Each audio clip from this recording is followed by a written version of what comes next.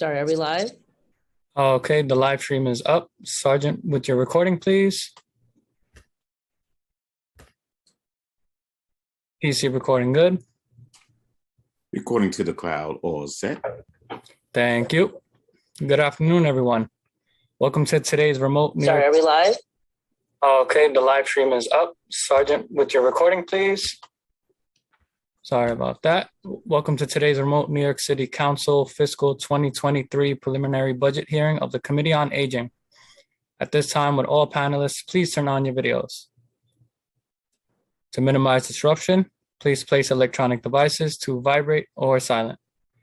If you wish to submit testimony, you may send it to testimony@council.nyc.gov.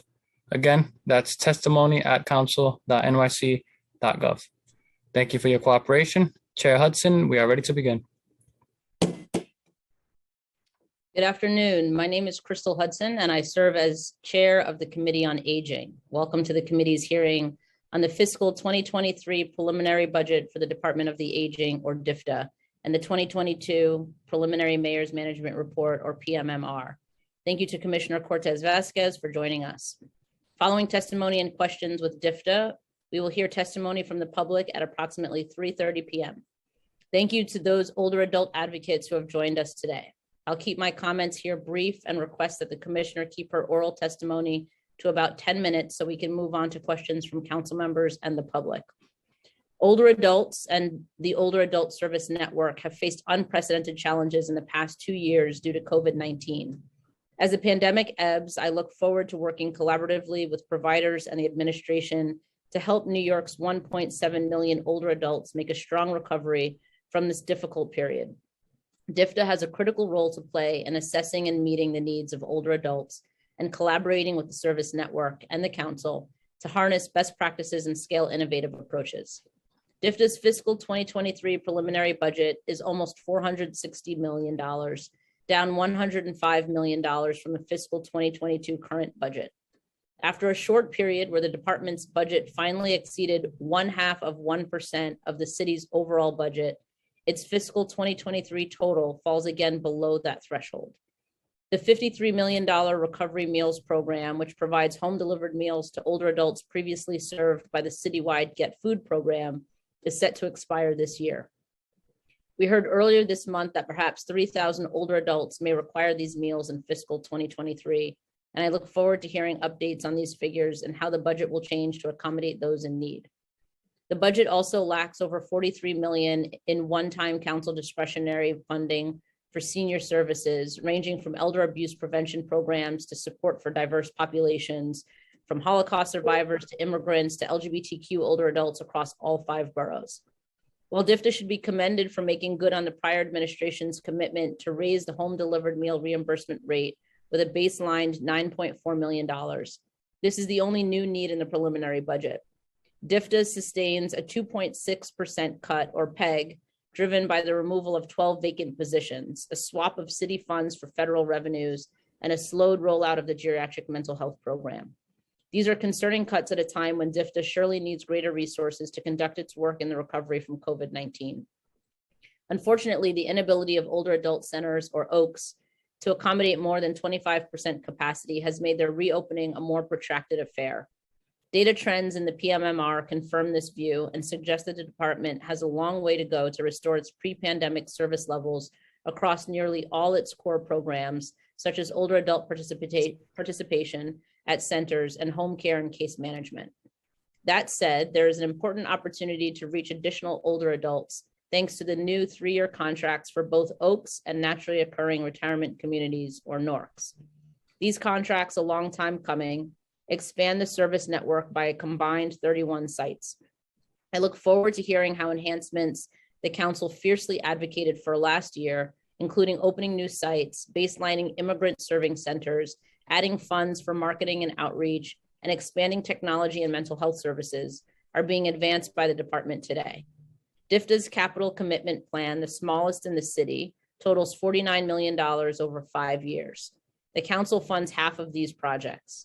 With 308 total OACs and NORCs now in the network, this funding seems too small to properly address all needs. I believe the capital program should be enhanced to help refurbish centers and connect older adults to much needed technology. The needs of older adults cross beyond the doors of DFDS programs into the world of cultural institutions, housing, employment, transportation, and more. We don't have time to waste in enriching these connections and placing greater opportunities in front of our city's older adults. I'd like to thank the committee staff who've helped prepare this hearing: Daniel Krupp, Senior Financial Analyst; Doheny Simpora, Assistant Director; Crystal Pond, Assistant Deputy Director; Christopher Pepe, Counsel; Vera Mieku, Policy Analyst; and my Chief of Staff, Casey Addison, and Director of Policy and Budget Initiatives, Andrew Wright. And I'd like to acknowledge that we're joined here today by council members Marte, Lee, Schulman, Dinowitz, Richardson, Jordan, and Mealy.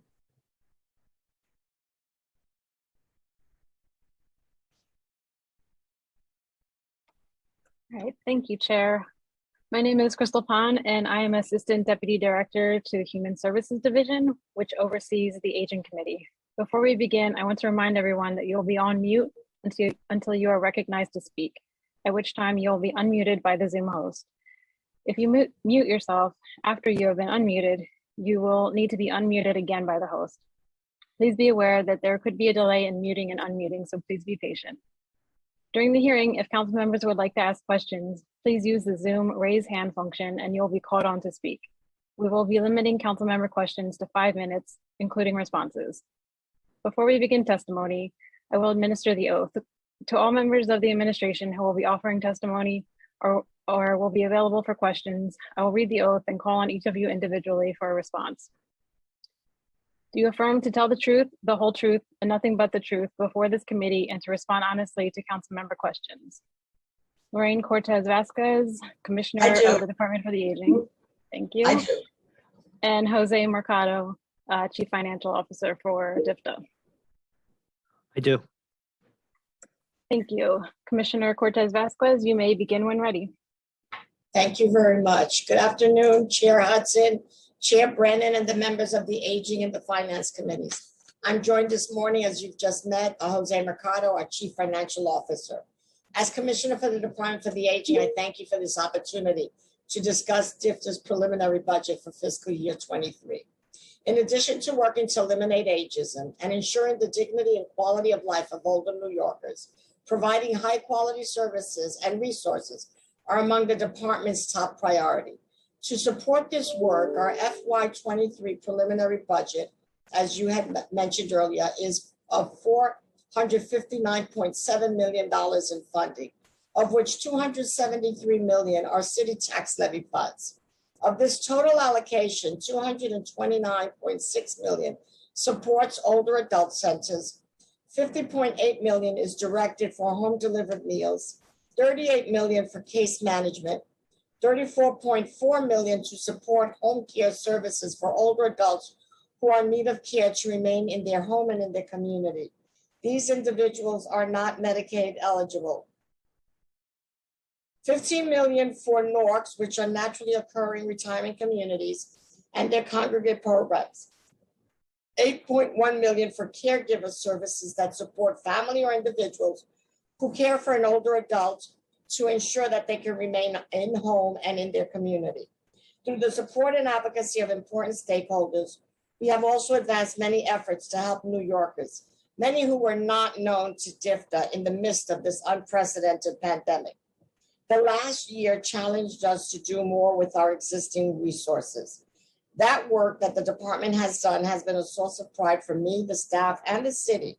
This work was possible because of the effective partnerships with a network of providers dedicated to serving older New Yorkers. Some notable successes include, during the pandemic, 7.8 million wellness calls were conducted to reduce social isolation and also to provide information and links to clients on vital resources and supports, meals, and mental health services. We distributed close to 20,000 tablets through the older adult centers and other DFDA programs, 10,000 initially for NYCHA residents, and another 10,000 for older adults through our various programs.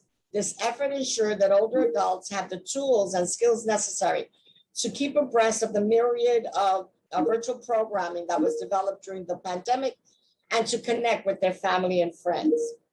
Through the recent investment of $48 million in the recent RFP for Older Adult Center and NORCS, DIFCA added, as you well noted, 31 new sites to our network, the first expansion of this size in 20 years. This expansion included 178 locations within tree neighborhoods, a key goal of the RFP. We were able to baseline 13 discretionary funded centers in the network for a total of roughly $5.1 million. Those are centers that serve smaller affinity and ethnic communities. And we made a commitment to the former finance chair and the former chair of the Aging Committee that we would develop capacities within those communities. We are also incredibly grateful for the ongoing support of the City Council, which in FY22 awarded $46.3 million in discretionary funding, allowing us to make even greater investment in often underserved and unserved communities. As I mentioned, we baselined $5.1 million of these investments, and I urge you to allocate these funds as well as the $46.3 million to aging service. The additional discretionary funding will allow us to enhance and diversify educational, art, and recreational programs much needed for this growing population. Our home delivered meals program is another vital component in DIFCA's networks of services. Not only do home delivered meals provide nourishment to homebound older adults across the 5 boroughs, the interaction with the delivery person, which for many of our clients may be the only direct human interaction of the day, supports our ongoing efforts to combat social isolation, which was only exacerbated during this pandemic. In the midst of the pandemic, the contact between the driver and the older adult was suspended for the safety of both. Meals were left at the door. So to combat that social isolation during this time, we relied on services such as Friendly Voices and those wellness calls I mentioned. Home delivered meals eligibility and regulations, as you may know, are set by the state. Therefore, only adults who meet those criteria can receive home delivered meals. These programs are able to address the most critical overarching goals that DIFCA has had in the last 2 years, which has been to increase meal options for recipients, increasing the availability of culturally and religiously aligned meals, such as vegetarian, halal, kosher, Latin, and Pan-Asian. We also promote the provision of uniformly high-quality meals made from good food sources. In 2021, over 4.3 million meals were delivered by our providers. Let it be known that during this pandemic, home delivered meals continued without interruption. During this same time, the number of meal options expanded, and we have seen a doubling, now 27% in the number of frozen meals served. Chill meals were also added as a choice this year, and to date, more than 102,000 have been served.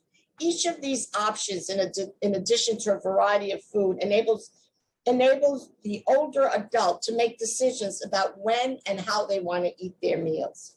Your support, for which we are grateful, has made an increase in reimbursement rates for home delivered meals possible. This funding will bring reimbursement rates to $10.68, retroactive to January 22. And it will raise the rates to $11.78 beginning in fiscal year 2023. This investment totaling $2.3 million in FY22 and $9.4 million in FY23. As mentioned above, last year, we successfully completed the RFP for older adult centers and naturally occurring retirement communities and our network of providers. We are so happy with the enthusiastic response and results. The RFP embodied the goals of the community care plan, all centered on keeping older New Yorkers in good physical and mental health and in a strong sense of well-being in order to live safely in their communities and homes. Several key goals were innovative programming with an emphasis on collaboration, as you mentioned, Councilwoman, with other neighborhood groups and other community resources such as libraries, museums, and others. The other important feature was to increase marketing and outreach to connect people to services and to try to address transportation deserts and to reach the diversifying population of older New York and increase virtual programming to reach people unable or reluctant to travel to physical sites. We added 31 new sites to the network, far exceeding the commitment of 25 new sites mentioned in the community care plan. Our existing older central network has grown from 249 to 272, and the North network has increased from 28 to 36 overall. The network has 308 locations across the 5 boroughs. Within these awards, we baselined 13 discretionary funded centers to our networks. These included organizations which dealt with small communities or ethnic communities, such as India Home in Queens, Sage in Harlem and the Bronx, Vision Urbana in Lower Manhattan. We are finalizing all the lease, and we expect all 155 OACs and 2308 NORCs to be in the community district.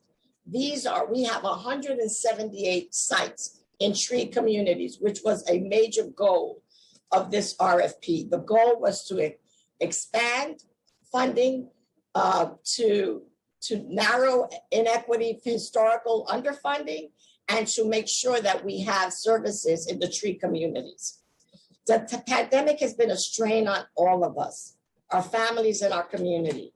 This has led to increased social isolation and vulnerability for all adults. In March 2020, we started wellness calls. And as you know, I just said we've made 7.8 million of those calls.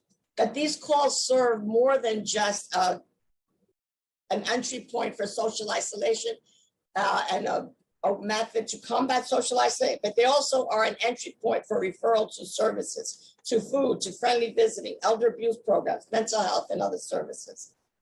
Again, in partnership with mental health advocates, we really appreciative of their support and the city's support and the city council's support that we are able to expand the Department for the Aging's geriatric mental health program with a focus on tree neighborhoods most impacted by COVID-19. It is important to note that DFNA began geriatric mental health services in 2009, well in advance of any coordinated citywide efforts that focus on mental health services. The geriatric mental health programs support clients who struggle with depression, anxiety, and other mental health needs. Currently, the program operates in 48 centers.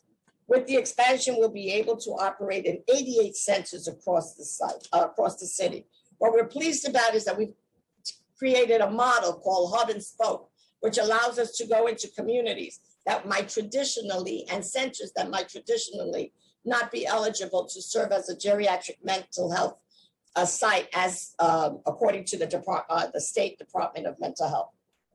According to the last quarter of the Mayor's Report on Community Health, 62% of older adults receiving clinical services experienced a clinical improvement in depression after 3 months. 42 experienced significant improvement in anxiety after 3 months of service. These are essential services with evidence that they work. Another key mental health intervention program is Friendly Visiting. It focused largely on homebound adults who are active with different contracted case management programs. The program matches older adults facing the negative effects of social isolation with well-trained and well-matched volunteers. They spend time engaged in social interactions and maintain a long-term relationship. The program expands the older adult's connection to their community and helps prevent the isolation of an older adult from declining into depression and loneliness. During the pandemic, we continued these services, but obviously these essential services were continued virtually or telephonically.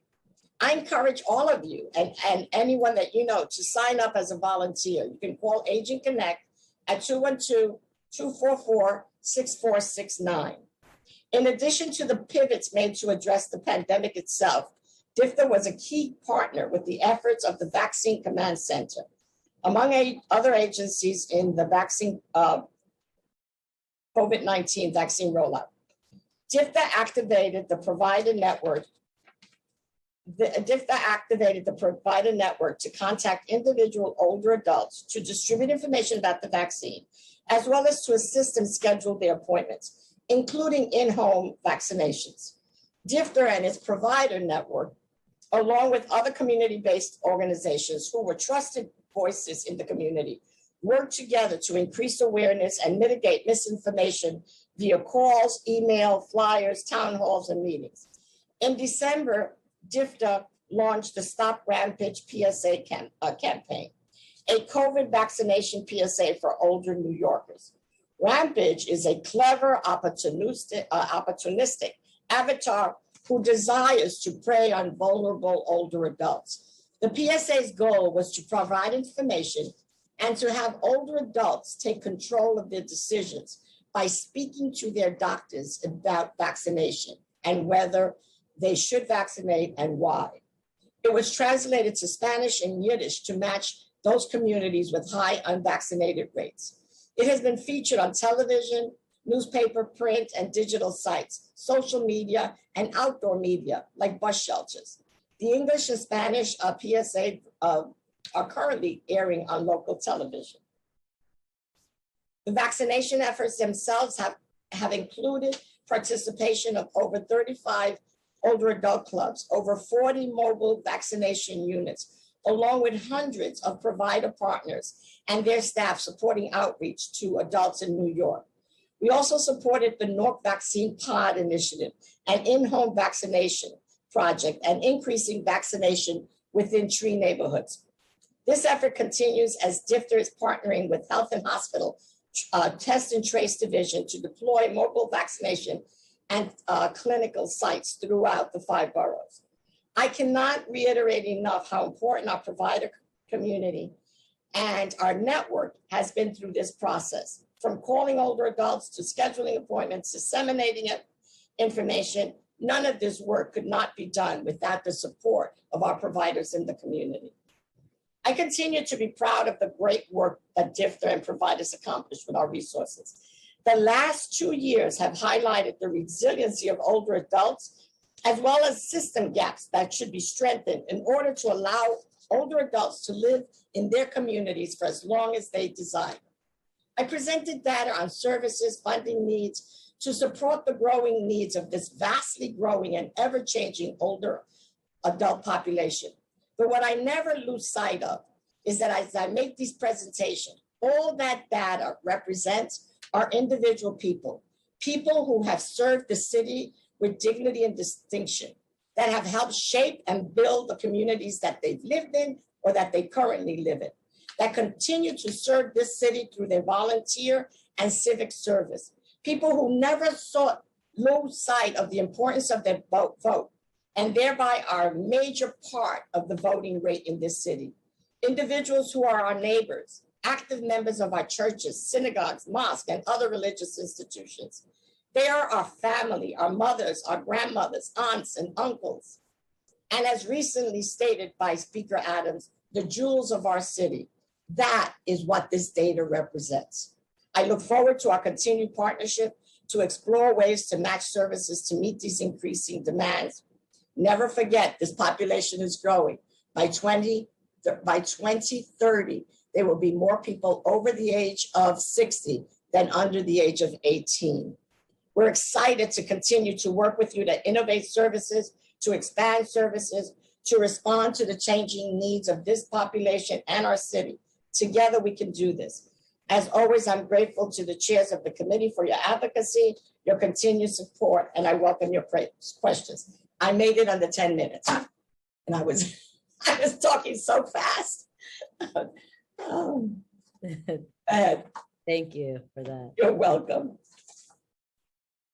Now, can I just take a breath before you start asking me? Take a breath, drink your water, coffee, whatever you need to do.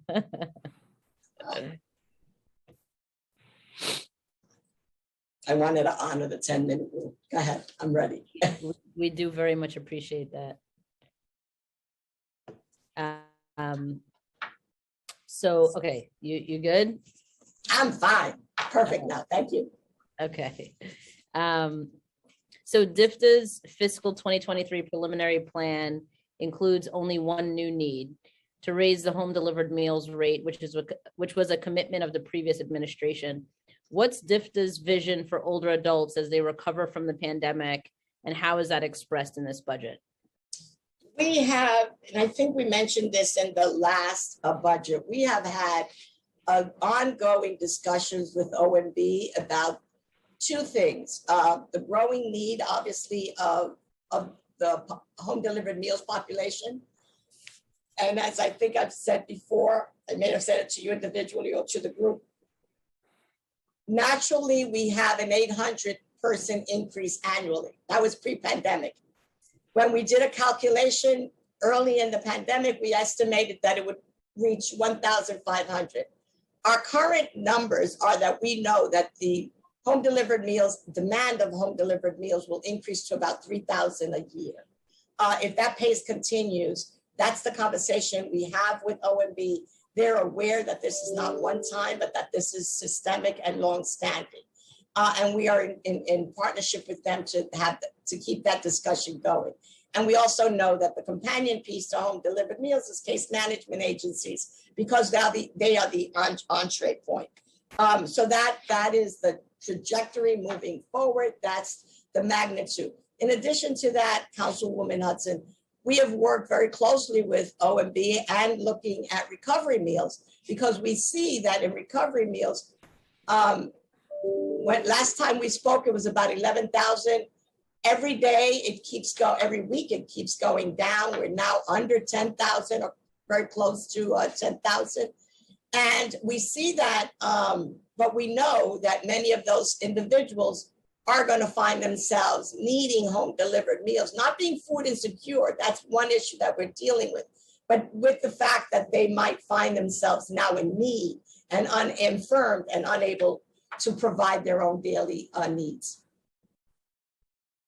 Thank you. The prior administration launched the 5-year community care plan centered on new contracts for older adult centers and naturally occurring retirement communities, OAKS and NORCs, as we call them, leading to the creation of 31 new sites. Are all 308 sites open, and what is their current maximum capacity? And when will the council receive the profile of OAKS and NORCs discussed late last year?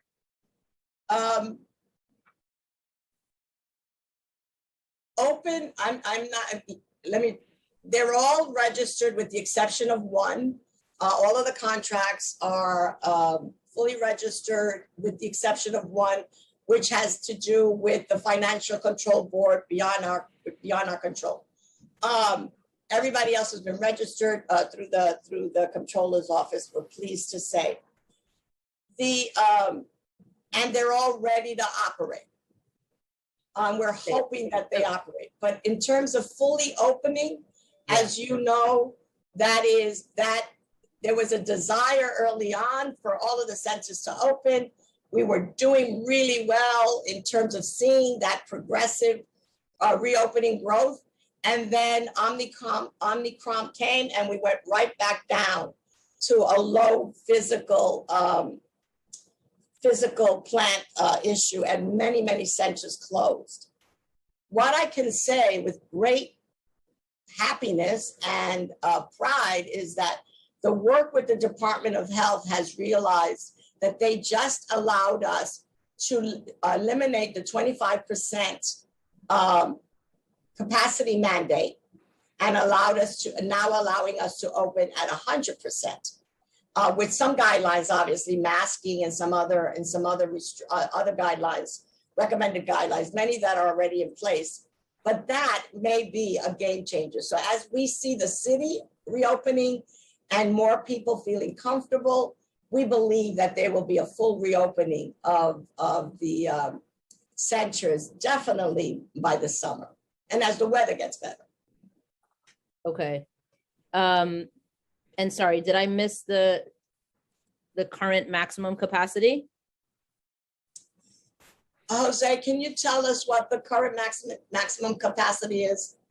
In Well, I terms mean, of the numbers, the units? do you want the units or actually you're telling whether they're 100% in terms of they can actually operate at 100%? They could, no, the units, that she wants capacity. Is that what you're asking for, service levels? Yeah, service levels, I think. Service levels, Jose, the total number. Yeah, I'll get that in a minute. Just Okay, Okay. I'll look for it also. And then the, well, I'll give you a second for that. Let me- Yeah, we have that number. I'm just trying to look for it.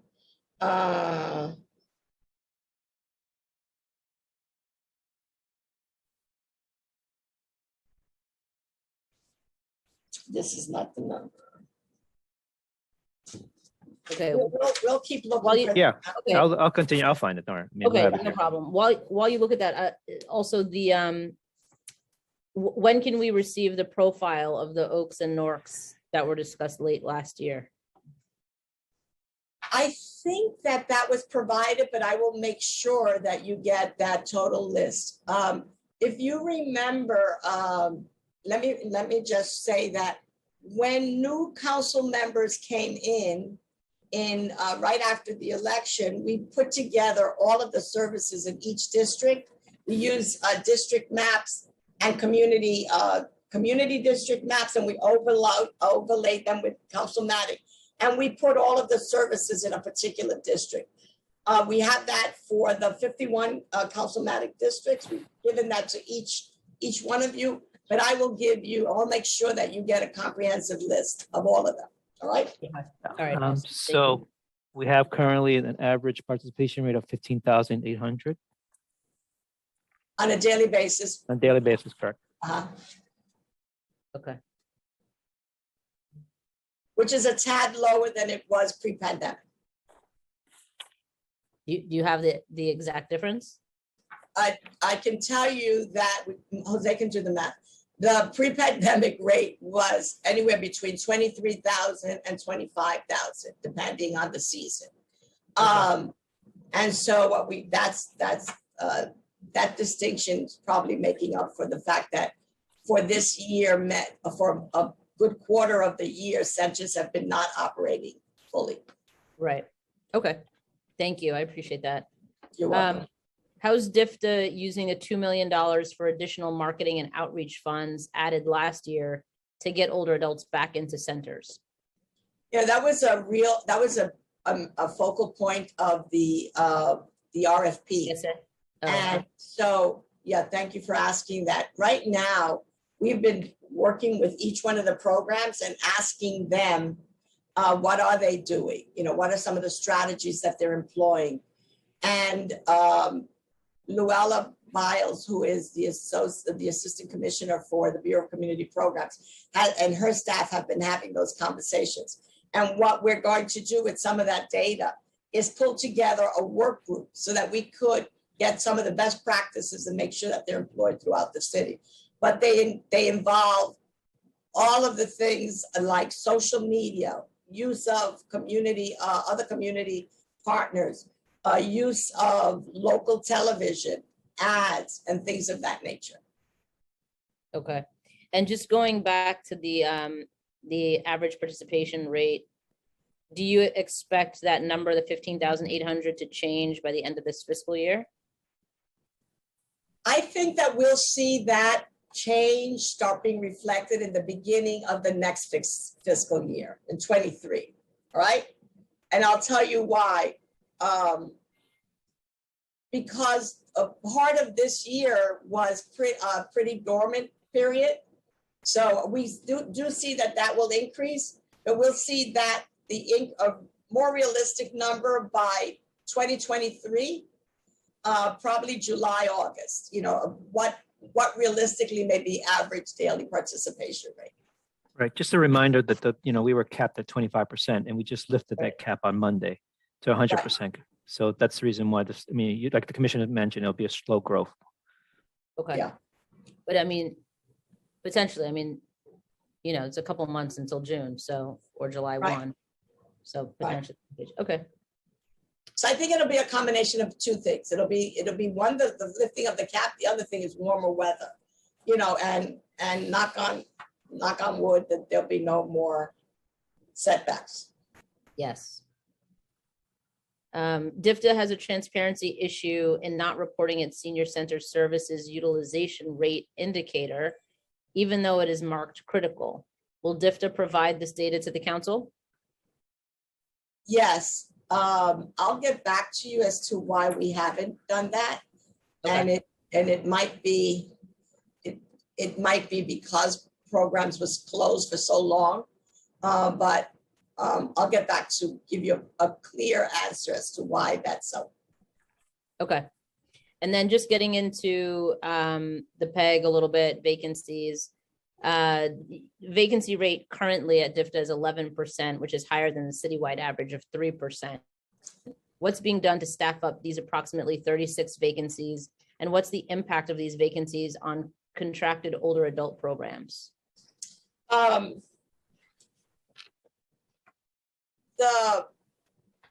I'm going to answer that two ways. When we did the PEG, 11 of those positions are PEG related positions, right?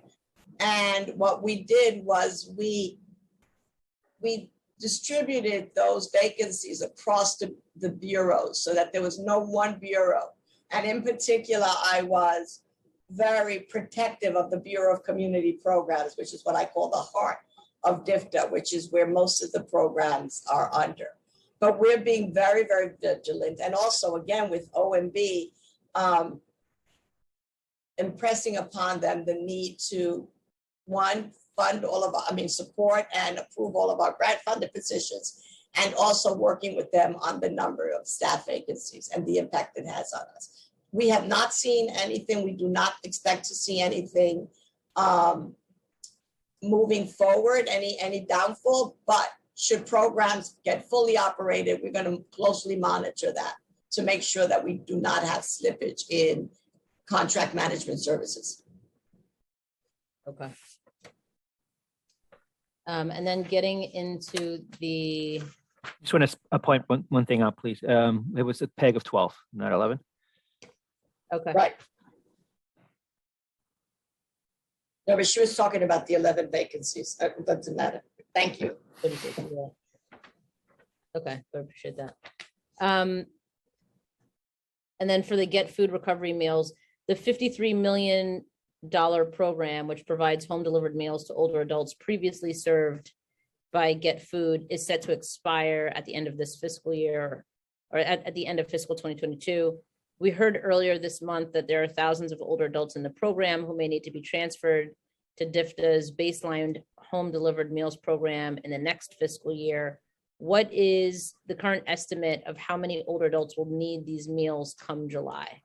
I know we touched on this in the last hearing, but. Thank you for that. Thank you for that. We're working very closely with the deputy mayor and others on a very aggressive transition plan. Right now, and I think I mentioned this at the last hearing, we are doing a survey of the 10,000 people on the 10,300 people on the program. We are also working very closely with coming up with different off-ramps, those that are known to DIFTA and those that are not known to DIFTA. Those known to DIFTA, there's an aggressive outreach plan with the provider who had a relationship with that individual to bring them back to those services. Those who were not known to DIFTA, we're doing some assessments and looking to see who needs home delivered meals, who can provide these services on their own and no longer need the program. And we will give you a fuller detail. We have the plan has already started. On Monday, we're sending out the first set of cards through our 3 providers. The driver will deliver those cards, which is the first basis of the survey. We will start tabulating that and then have a sense of what the magnitude of the problem may be. Okay, so. That answering you? Well, the 3,000 transfers, are they different from the overall rising need? Uh, uh, no, they are, let me answer that clearly.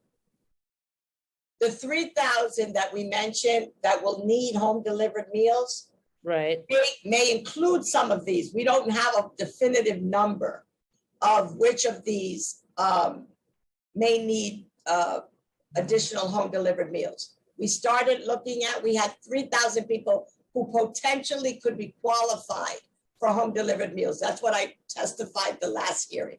Of that, 1,800 of them said, I don't want intervention. I don't Right. want to give information to the, so we have 1,200 that potentially are being assessed to see if they do become part of the 3,000 or not. We don't have that picture yet. And okay. what we've And done, remind me when you expect to have that picture.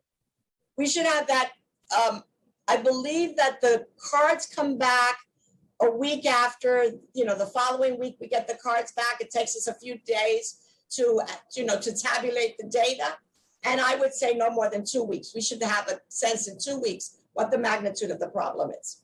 How many will need home care assessment, and then how many will continue to need home recovery meals. And that's 2 weeks from, 2 weeks from When this does the- Monday, because this Monday the cards go out. The past following Monday week, or Monday coming? Monday starting this Monday, Monday coming. Monday coming. Okay, all right. Just want to make sure we know exactly which date after the 2 weeks. No, the cards go out. Yep, And because the reason it takes a week to get them back is because deliveries are made once a week. yeah, And gotcha. so when we get them back, it takes us a few days to tabulate the results. okay, And those results are being tabulated by the 3 providers. We're really happy about that partnership. And to your point, in the last hearing, what we did was give them an educational bit on the card also as to why an assessment is necessary, to educate them, because they might not know, to reduce their reluctance to getting an assessment, right. hopefully. Yeah, I think that'll be an important, Yeah, and that was a recommendation between you and one of the providers, which was an excellent recommendation. great. I'm glad you're listening. So what's the estimated cost to serve these folks? And then are more providers needed, or just enhancements to the baseline contracts that exist already? No, I think, to be honest with you, the 3 providers who took this on in a week's notice, within 1 week, it was fully operational. They have done an exceptional job. And I believe the reason it went so smoothly is because they had experience in home delivered meals, each one of them, and are also familiar with why and how we deliver meals, and a great sensitivity and being in tune with the population. I don't believe that we will need additional providers for this program. I think that the current providers were able to serve at the peak 22,000, and now it's down to 10,000. They're able to manage the capacity. Okay. Just a few more questions for me, and then I'm going to move on to my colleagues. So the fiscal 2023 preliminary budget baselines the 9.4 million to raise the home delivered meals reimbursement rate to $11.78 per meal. Thank you for helping to accomplish a longstanding council and nonprofit provider priority there. I know that was a long time coming, so we appreciate that. Yeah. In the PMMR, DFTA writes that due to invoicing delays, home delivered meal service appears lower in fiscal 22 than the same period in fiscal 21, with about 2,500 fewer clients. What's the updated information on the first 4 months of fiscal 22? And what are the year-to-date totals for both the number of clients and meals served? Jose, do you want Yeah, to take the up-to-date? And also, when you're at that, can you talk about the invoicing? Is there the delay? and the magnitude of it. Sure. So the first quarter, it's 1,315,000 meals. For the year to date, we're at 2,155,000 meals. Hold on, 2,055,000. Yeah. So it's 2,155. I'm going to give you, if you want the full numbers, I'll give you the full numbers. It's 1,315,327, which is the first quarter. Year to date is 2,155,951. And the reason for, I mean, there was a delay in invoicing because we gave an advance of 1 quarter to all providers. So they were not timely in submitting their submissions. We've had several meetings with them. We've been 6 out of the 15. We've met consistently to try to get update invoices. So we've been working on that to ensure that's happening. And our goal is to make sure that they're at least 1 month behind. They were actually like 2 to 3 months behind on some providers. Okay, and I'm sorry. I just want to make sure I understand. I have the numbers 1,315,327. That's for which fiscal year? That is for current fiscal year, July Okay. through October for fiscal year 22. Year to date, that is also, so again, it's first quarter, July through October. Year to Yeah. date, which actually goes up until December. Yep. Got it. Okay, great. Thank you. And The you have invoicing the is num- important to us, I'm sorry. As I've said before, the invoicing is important to us because it means that if we don't have a good sense of what dollars are being spent, we could inadvertently leave dollars on the table, which we could use to shift around where the greatest needs exist. Okay. And then do you have, okay, the higher rates do not increase the home delivered meal program's capacity. There were 220 people on the wait list in November 2021. Do you know what the wait list is now? Ooh, that'll do it. You don't have to worry about me. You don't have to worry. I will get you the actual wait So- list. numbers. So, Go ahead, so go there, ahead. so Commissioner, there is no one on the wait list right now. We've been transitioning all people on the wait list to So- our oh, that's transition right. meals. I'm Right, so there are, sorry. right, I that's can't okay. believe yeah. that's okay. Everybody with food insecurity gets a meal immediately. And that is where we end up with the conversation about triaging. So they may be waiting to be assessed for other services, but food insecurity is addressed immediately. Okay.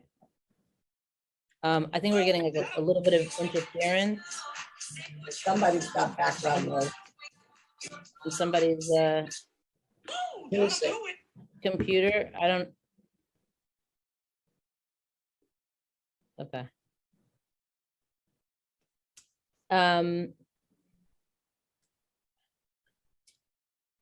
So social isolation is a well-established correlate of worsened health outcomes for older adults. Improved mental health can help older adults get better. Yet this budget slows the rollout of the previous administration's geriatric mental health program with a $1.4 million PEG in fiscal 2022. What message is the administration sending by cutting geriatric mental health services? And how much would it cost to provide clinician access in every older adult center and naturally occurring retirement community? Right now, what's being done with one of the things that we're doing is that we're ready to scale up the expansion as close to July 1st as possible. And we've been working with staff to do that. We've hired staff within the department to help the programs expand, because we're going from 48 sites to 88, and that takes some time to ramp up. So there, all of that to say is that the commitment to geriatric mental health has not waned. It's just been the process of, in other words, all the funding is not coming up front. It is being scaled so that it keeps pace with the ability for us to open and grow the sites. We've already started the ramp up with administrative support for this expansion. And our commitment is to open as many new programs as we can in July.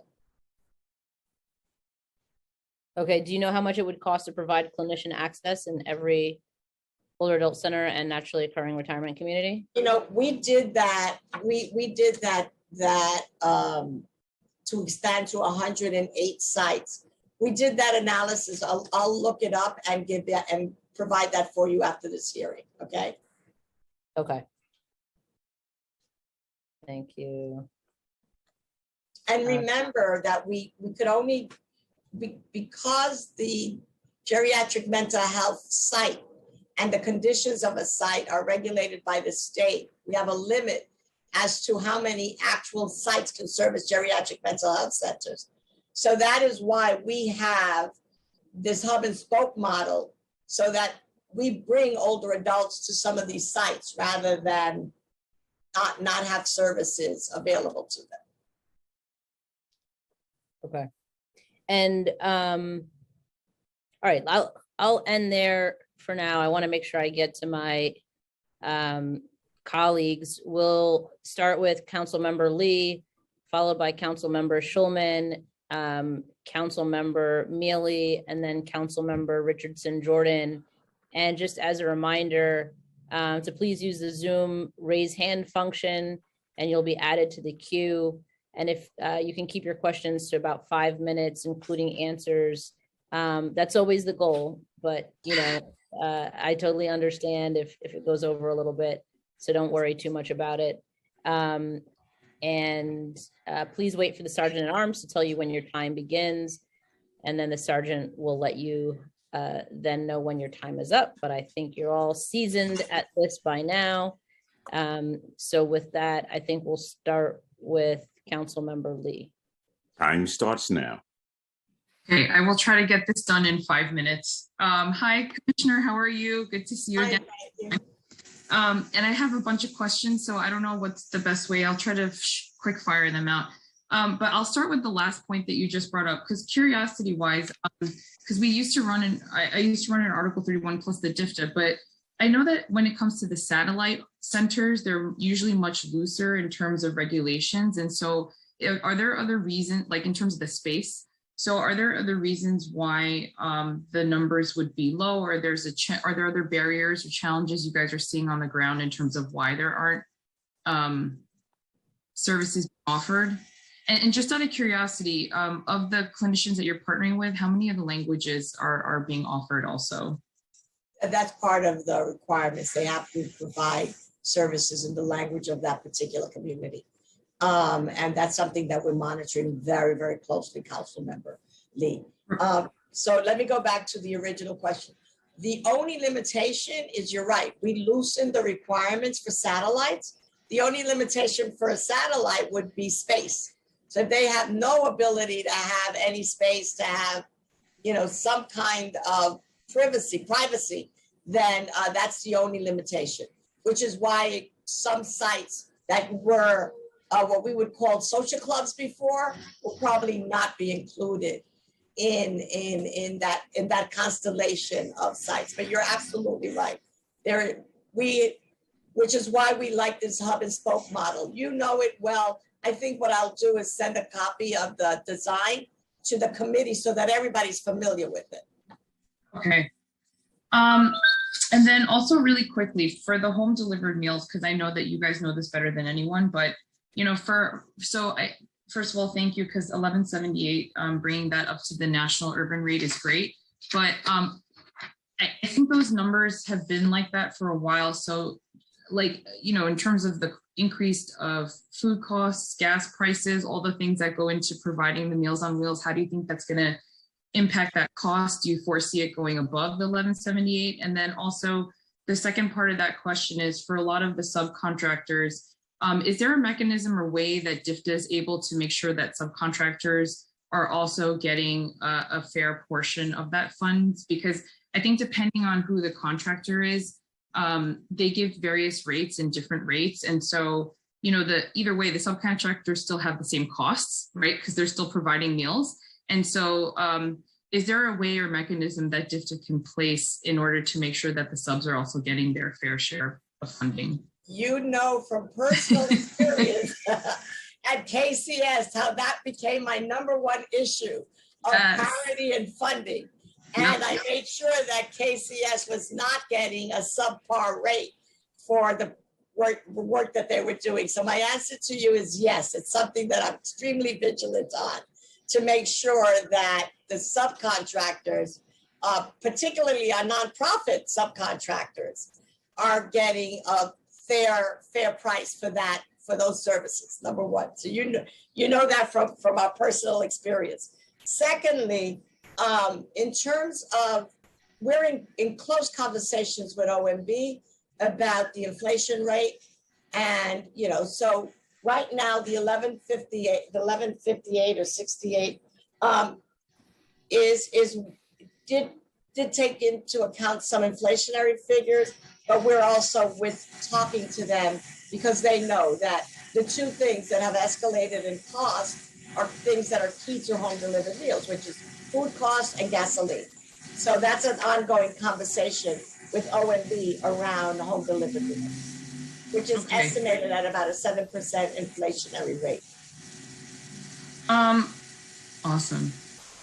And also, I know that obviously with the state budget happening also, are there things that you guys are advocating for on the state budget, given, foresight in terms of rising costs? And are there, anything that you submitted to your colleagues at the state for new support or new funding that perhaps we at the city could help champion?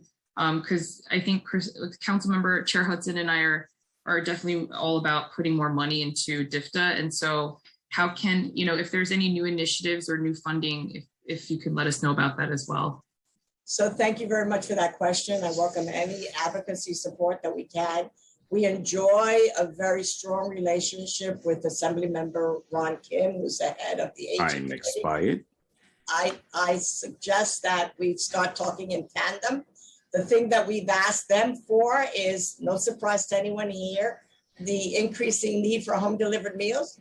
The state has millions of dollars in unmet needs funds, which right now are not allocated on a formula basis. Therefore, it's done at the discretion of the State Office for the Aging. So we're asking them to consider applying a formula to it so that New York can get closer to its fair share. And I must say that Senator Krueger, as well as Assemblyman Ron Kim, have been very supportive about that. So we've also asked them for money for case management. You can't ask for money for home delivered meals without asking for money for case management services. And that is one of the things that we're looking at.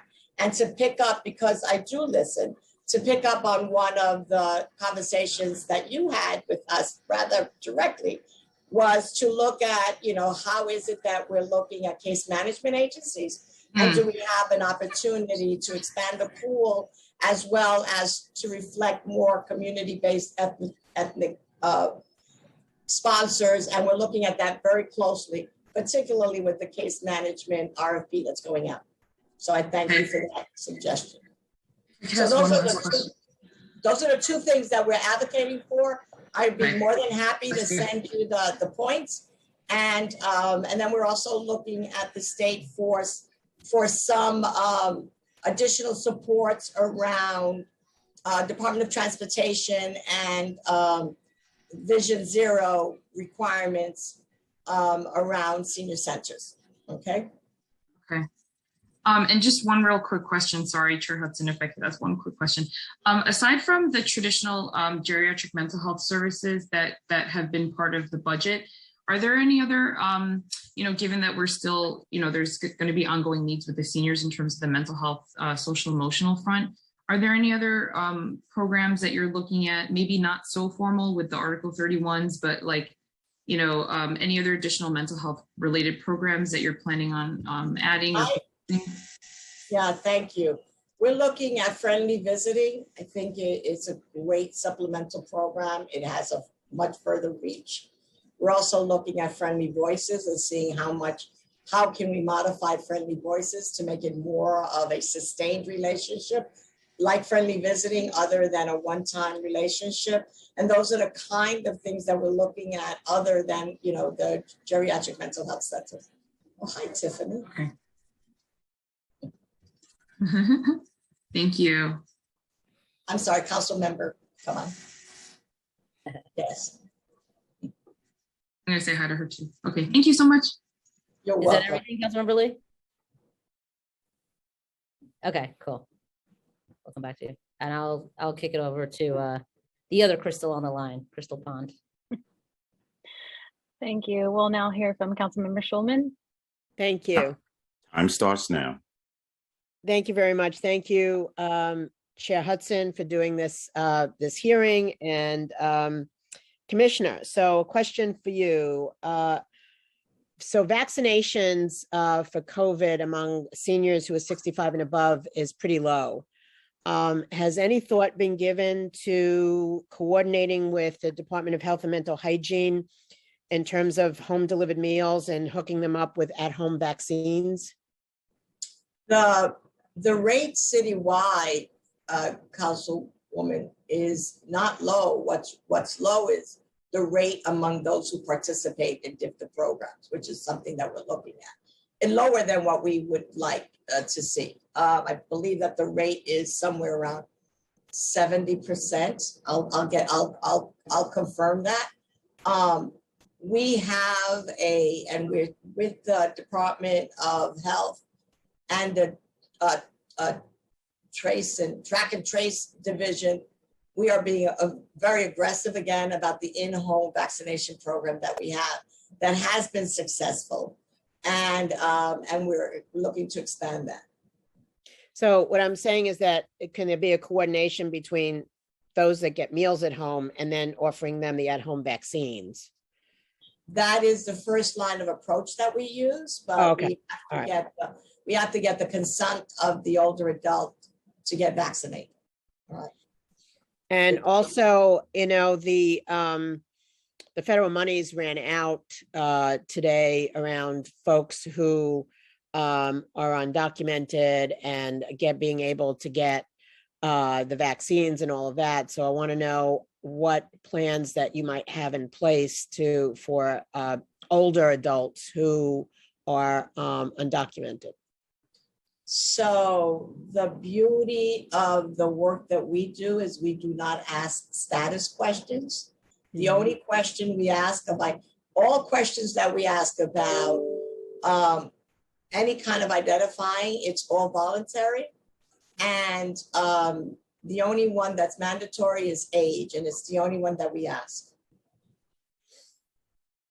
So, but how do you get them, the money for the vaccinations for these folks has gone away. The federal money has gone away. So is the city going to be putting money in to do that for older adults? Or do you have any idea about any of that? I will have to get back to you on Okay. that. We work closely with the vaccine center, but I've not seen what kind of provisions we're going to make as a sanctuary city to address that. Okay. Thank you the other question I have is, how do you assess the success of the senior centers that are under your auspices in terms of, you know, the programs they offer and what they do in the community and how they interact with community-based organizations? Thank you for that question. A year ago, no, more than a year ago, this is pre-pandemic when I first got here. One of the first things that one of the providers said to me was, Lorraine, DFDA has an excellent way. We evaluate programs every year. And you evaluate programs on data which are quantifiable, not qualitative. And so one of the things that we did the year before last year, I can't even remember when, was put together a work group so that we could build in quality questions in our evaluation to make sure that we're not just counting to give you number of meals, but some data on customer satisfaction, data on the quality of those meals. The other thing that we're looking at with this work group is looking at evidence-based. What is the difference if you receive these services? What's your financial standing? Looking at how does your life improve with that? And so those are the kind of things that we're looking at right now and figuring out how do we build those into our assessments, and then how do we build them into our annual review? So when you have that data, can you share that with the council? That would be, I think that would be helpful. Yeah, we can share with you what we're looking at and what we're trying to assess, and then we can share with you data once we have it, of course. Okay. All right. Thank you very much, Commissioner. Thank you, council member. I just want to acknowledge that council member Mealy was next for questions, but she had to hop off for a second. So we hope to get her back soon. In the meantime, we'll turn to council member Richardson Jordan. Time starts now. Hi, I wanted to ask specifically, well, thank you for the presentation, first of all. And then I wanted to ask specifically a bit more about the geriatric mental health. And I understand you may not have specific numbers, especially because of the hub and spoke model. But are you able to give us a little more information as to what level of scaling up is going to happen now with the cuts versus the level of scaling up that could happen if there were not those cuts? Currently, the 48 sites cost us about $2.9 million. And so we're looking at scaling, you're looking at service levels. I don't have that. I can get that to you. But we believe that we could scale up to the 88 sometime by no later than the fall, when we could have all staff in place and all sites assessed and things of that nature. The goal is to be very aggressive during the summer. I will get you the numbers of the service expectation, but I can also give you the number for the service levels that we've had currently. I don't have that with me right now. I'm sorry.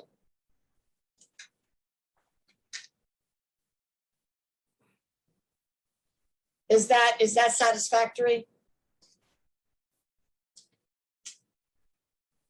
Sorry, I was placed on mute again, but yes, I definitely understand. Thank you. Yeah, and I make a commitment to do that, get that to you as soon as right after this hearing. Thank you. Appreciate it. You're welcome. Yeah. Okay, thank you, council member. We'll now turn to council member Caban. Starting time. Oh, I apologize. Thank you. First of all, thank you to the chair. Thank you to the committee staff, and Commissioner, it is lovely to see you. Thank you for all of the hard work that you put in every day. I will be brief. We've all been hopping around from hearing to hearing, so I apologize if you hit any of this in your testimony. But in New York City, we know that 1 in 5 older women are living below the federal poverty line. And it's the National Institute on Retirement Security reported that women over the age of 65 are 80% more likely than men to be experiencing poverty. And furthermore, by 2030, it's anticipated that 1 in 5 New Yorkers will be older than 60, which I'm sure folks have mentioned time and time again in this space and others. But what's the agency doing to address and combat this particular issue? Specifically, what resources is the agency allocating within its budget to strengthen the resource and safety net for older women in our city? Yeah, so income security is right up there with food insecurity for the Department for the Aging. And so we're addressing that in 3 ways.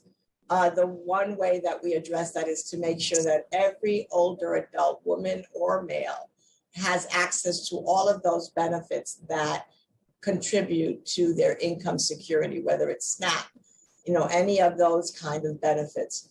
The other thing that we have, and we've just developed an initiative, is around workforce. One of the statistics you didn't mention was the number of women that get laid off early, and it starts happening at 47. So the number of women who are unemployed and in the workforce who are able to work, it's an alarming number. And many people only have Social Security, right? Because most people don't have pensions anymore, and very few people have the ability to do savings.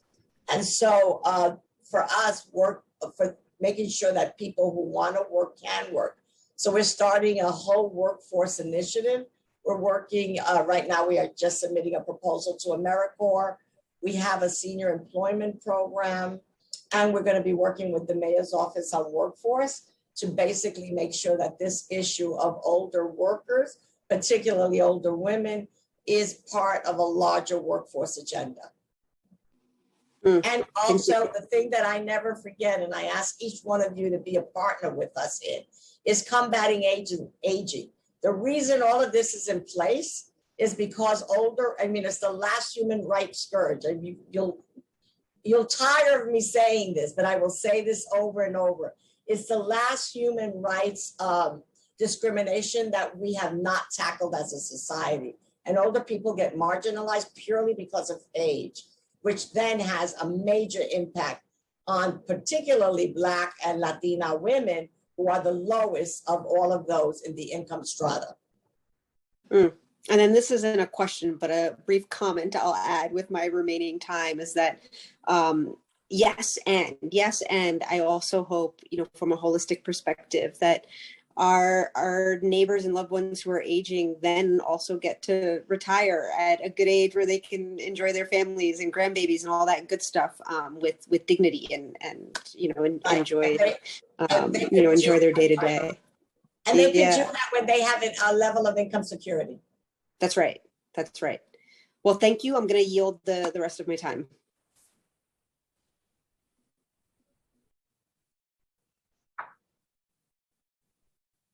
Thank you, council member. Chair, no other council members have their hands raised to ask questions. Okay, thanks. I think I have a few more, but I do want to get to the public questions. And I know Councilmember Lee does as well. Commissioner, are you staying for the full hearing, or are you going to drop off after our questions? No, I won't.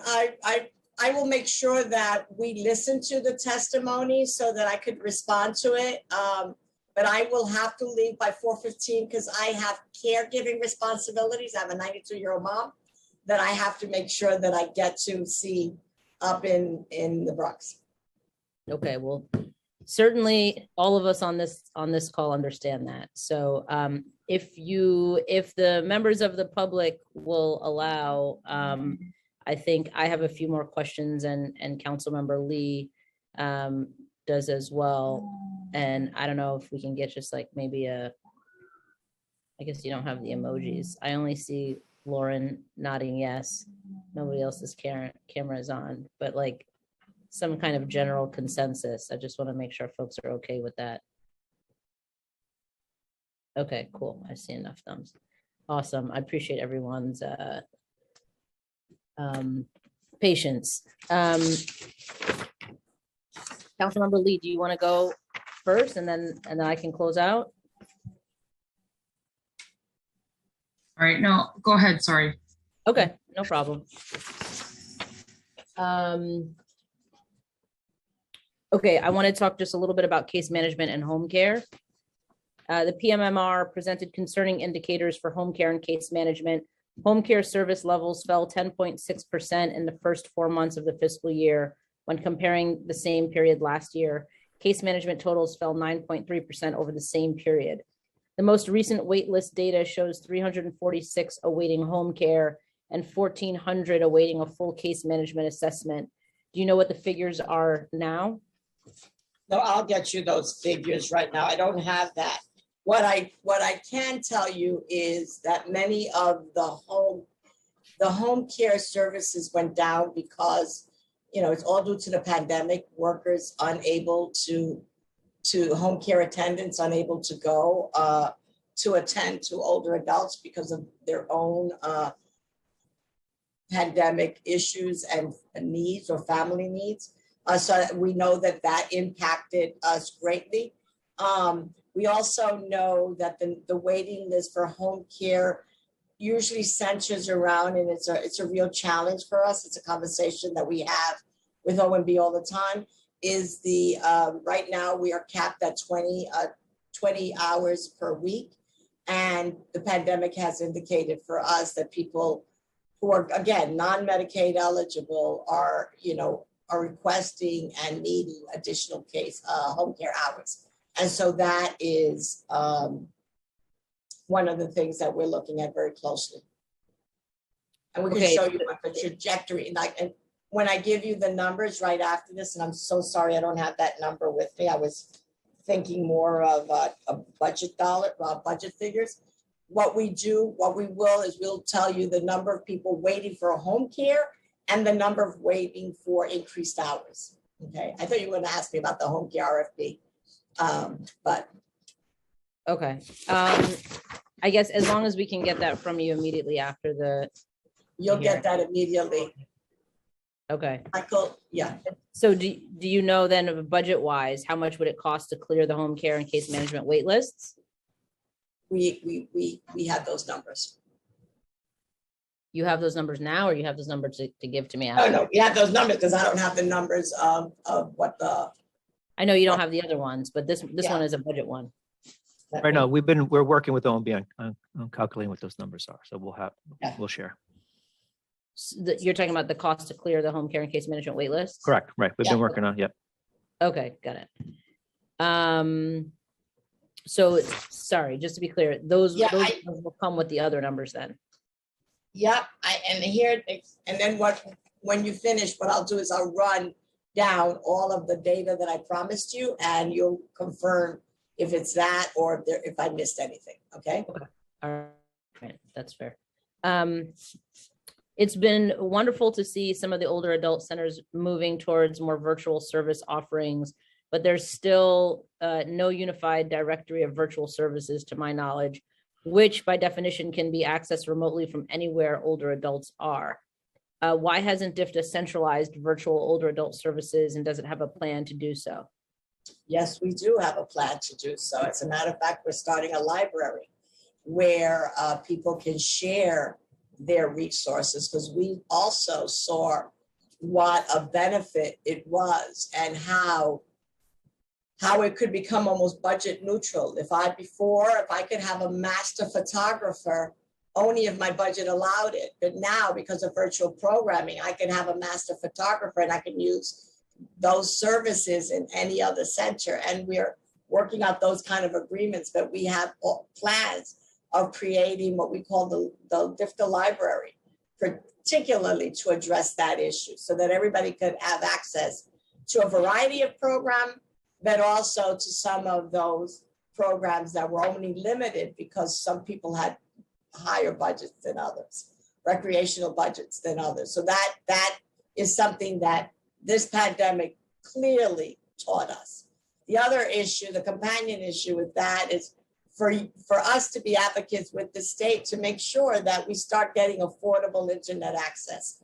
One of the biggest barriers for us outside of getting virtual programming outside of the facilities is individual homes. And as you know, internet is pretty cost prohibitive, particularly for older adults who live on fixed incomes. Absolutely. So what about the live programming? The live programming, we don't have a plan for that, but what we do have a plan, because I don't know how you can share live programming, and that's maybe my own technological limitations, but we could look at that. But what we are looking at, we're working with, in partnership with the Mayor's Office of Media and Entertainment, and trying to see if we could use some of those channels to have live programming on a regular basis around some of those services that we do virtually. And that's a conversation that we've already started. Okay. And will DIFTA commit to a new indicator so that we can evaluate the reach and demographic information of those attending virtual services? You want me to commit to that right now? Yeah, why not? We will give you data on a regular basis of all of the virtual programming that we have, and we'll also inform you of how far we've moved on creating this library. We'll keep you abreast on how far we are and what advancements we've made. Okay, we'll take that as a strong start. And okay, following council advocacy, $5.5 million was added this year to support another 10,000 tablets for older adults. We're just continuing on the technology area here. What's the rollout for this? And are all the tablets in older adults' hands? How does DIFTA track the usage of the tablets to ensure older adults are sticking with them? We are really, so far there are 20,000, close to about 19,000 something distributed to senior centers already. I have total confidence that the older adult clubs, as well as the service providers, have them in the hands of the older adult. That has been extremely helpful to us. What we're trying to negotiate now with the internet provider is to give us more time more access and time on the free internet service, so that we're in the negotiations with them about that. Because that's, we've done the training, we provide the tablet, and if the internet is not available for an entire year, then it becomes a hardship for individuals to use it outside of their center or hotspots across the city. Right. So how are you tracking this though? How are we tracking the use of the, that's an excellent question. I cannot answer that for you. Okay. But you'll get back to me? Of course I will. Okay. I don't even know that I should say this out loud. Say it out loud. Yeah, no, I'll figure out how we are tracking it. I'm sure that our data people are tracking it. Jose's giving me a lifeline here. Sure, we're partnered with T-Mobile, so we actually have information on the usage of these tablets, so we can share that. Okay, yeah, that would be helpful. Thank you, Jose. No problem. You can always call a friend. Don't worry. I'll give you unlimited. Call your friend. Yeah, thank you. We depend on network, right?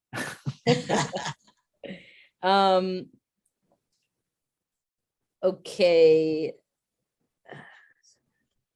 I guess just more generally, how does technology fit into your capital planning?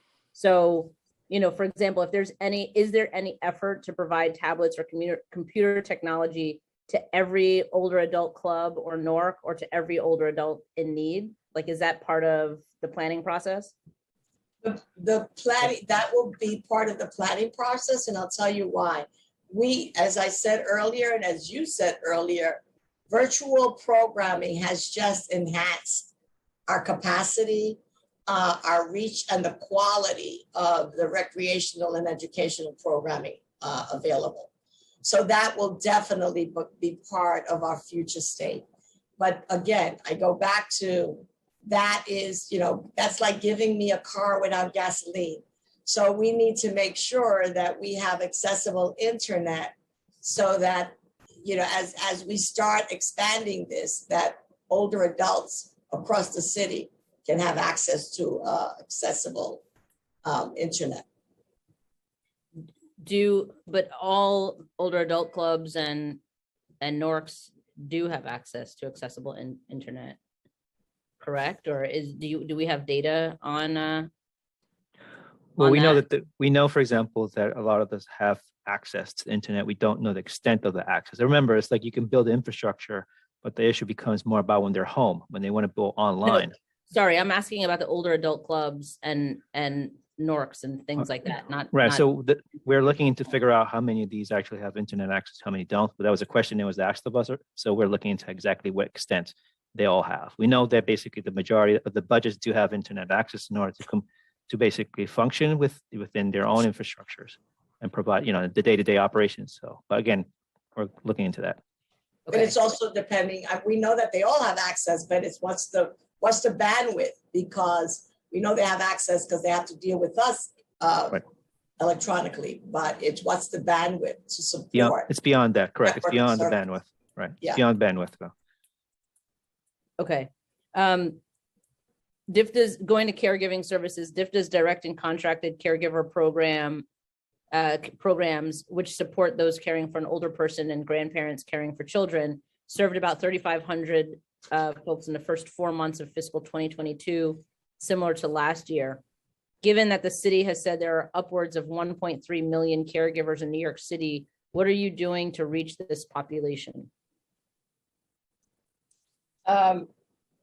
We're really proud of the robust home caregiver program that we have, and an additional $10 million was allocated in 2018 for our caregiving program to do our caregiving services. And as a result of some of that funding, we were able to add respite care, which was a service we were never able to provide before. So it is something that we constantly, it's one of those ongoing conversations, because as we want people to remain in their community, caregiver support is an essential piece of that. Okay. And is there any additional funding for respite care, which the city's local law 97 survey reported as one of the most frequently stated needs cited by caregivers? So are we doing anything? But the program still exists, and the contractors have money for respite care.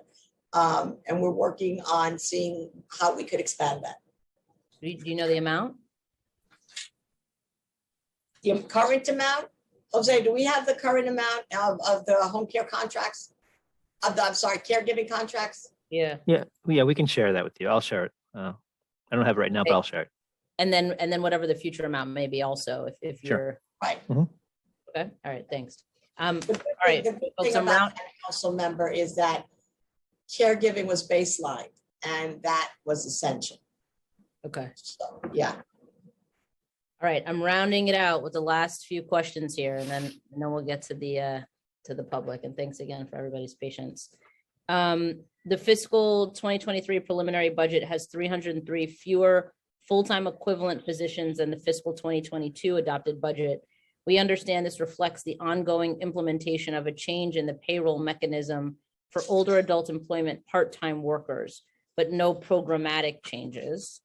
What will DIFTA provide a list of the number of older adults employed through Title V funding at each plan update? Sure. No, I can give you that now. Okay. We have a total of 400 in older adult employment program, and another 125, I believe, in foster grandparent programming. That to us was the biggest hurdle that we have had to do, is to get them off city payroll because it falsely inflated DIFTA's headcount. But more importantly, they were listed as city employees without getting city benefits, which was a concern to us. And equally important, it's that they also are not required to do all of the mandated trainings in the way that the city has it. We still have those mandated trainings, all the sexual harassment and all the other mandated trainings. And what we are doing is that we do it more in a group format rather than an individual training program, because it's a lot. It makes it simpler for them to grasp the knowledge than to do it individually online the way the programs are designed for city employees. Okay. Thank you. But that has no impact on DIFTA services or contract management services. Right, understood. So what about the total savings expected from the shift from personnel to OTPS expenditure for older adult full-time? There's no, these are grant funded, so there are no savings per se. All of the money gets, stays within the program. And so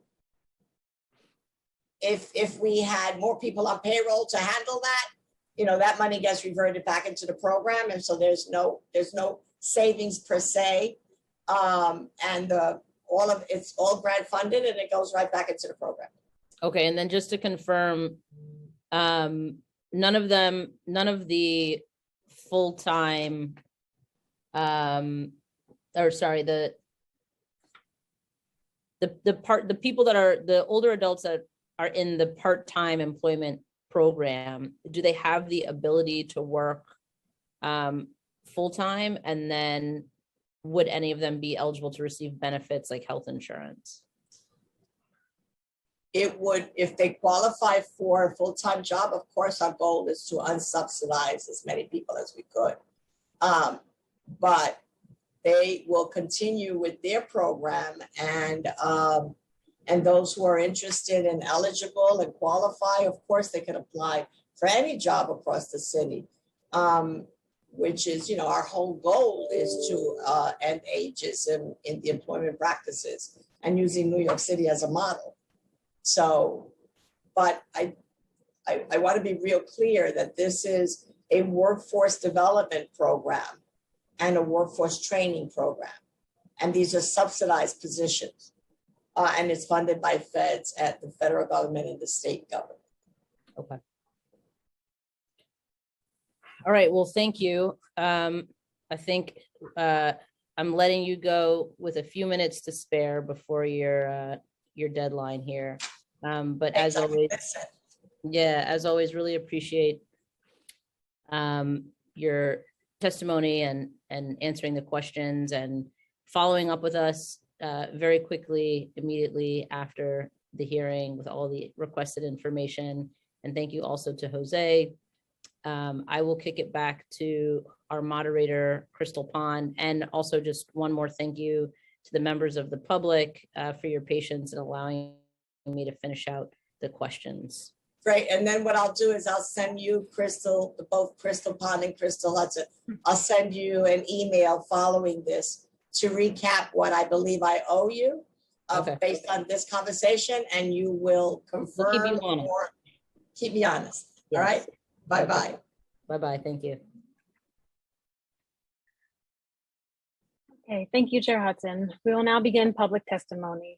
The first panel of public testimony in order of speaking will be Dorothy Zhang, followed by Farhana Hussein, followed by Elizabeth Bird. I'd like to remind everyone that I will be calling individuals one by one to testify. Each panelist will be given 2 minutes to speak. Please begin your testimony once the sergeant cues you.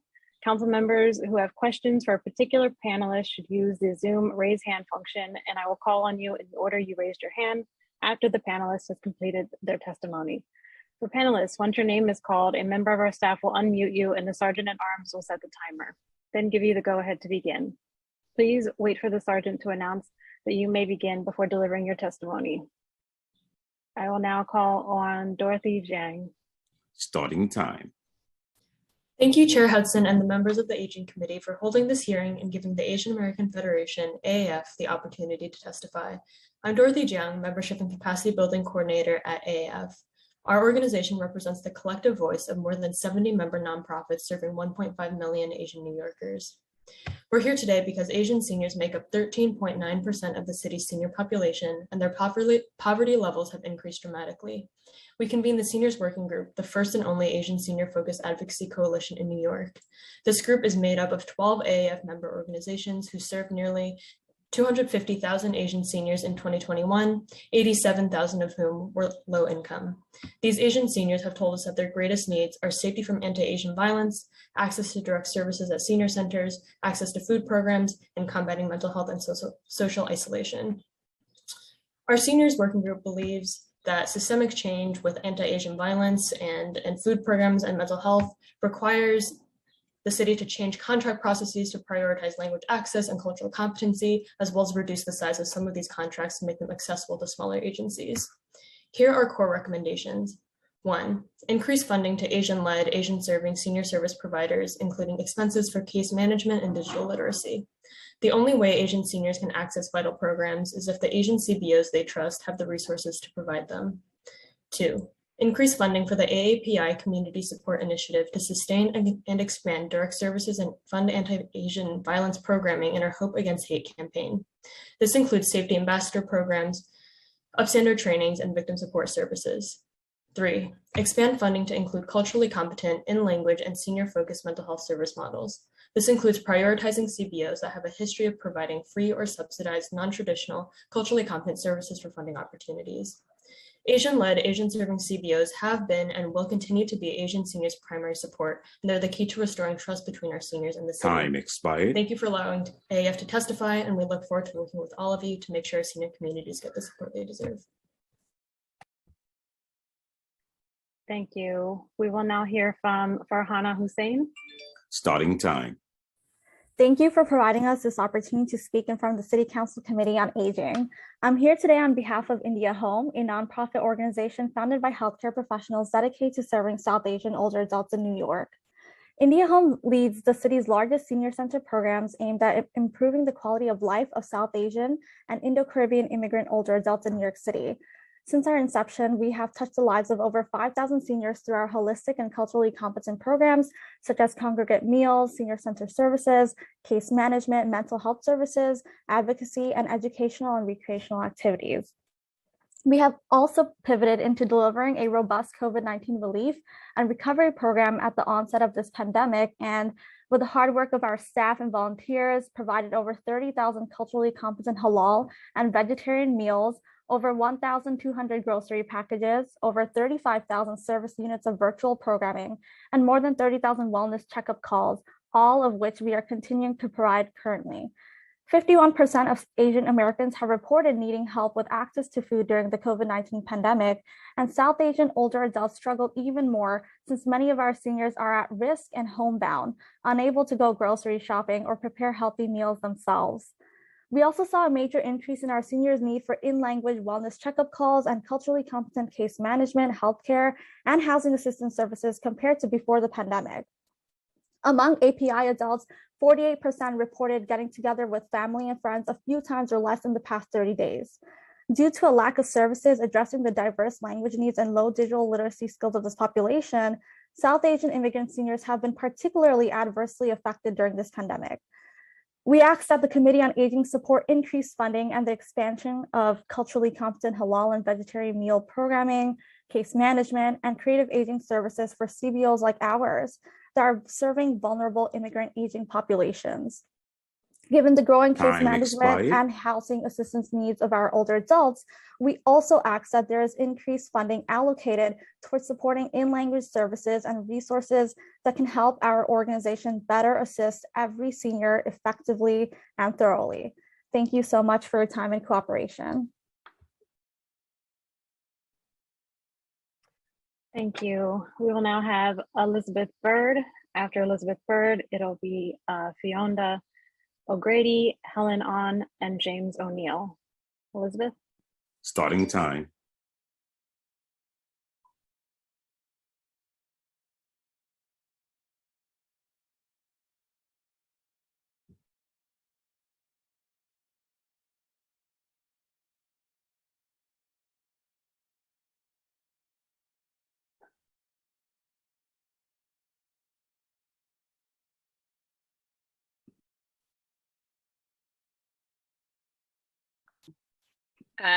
Moderator, it looks like Elizabeth may be having some technical issues, so let's move on to the next panelist in the meantime. Oh, you're on. Sorry, we'll come back to Elizabeth. The next panelist will be Fiona O'Grady. Starting time. Hello, am I unmuted? Yes. My name is Fiona O'Grady, and on behalf of the Samaritans of New York Suicide Prevention Center, I want to thank Chair Hudson and all the committee members for the opportunity to speak today.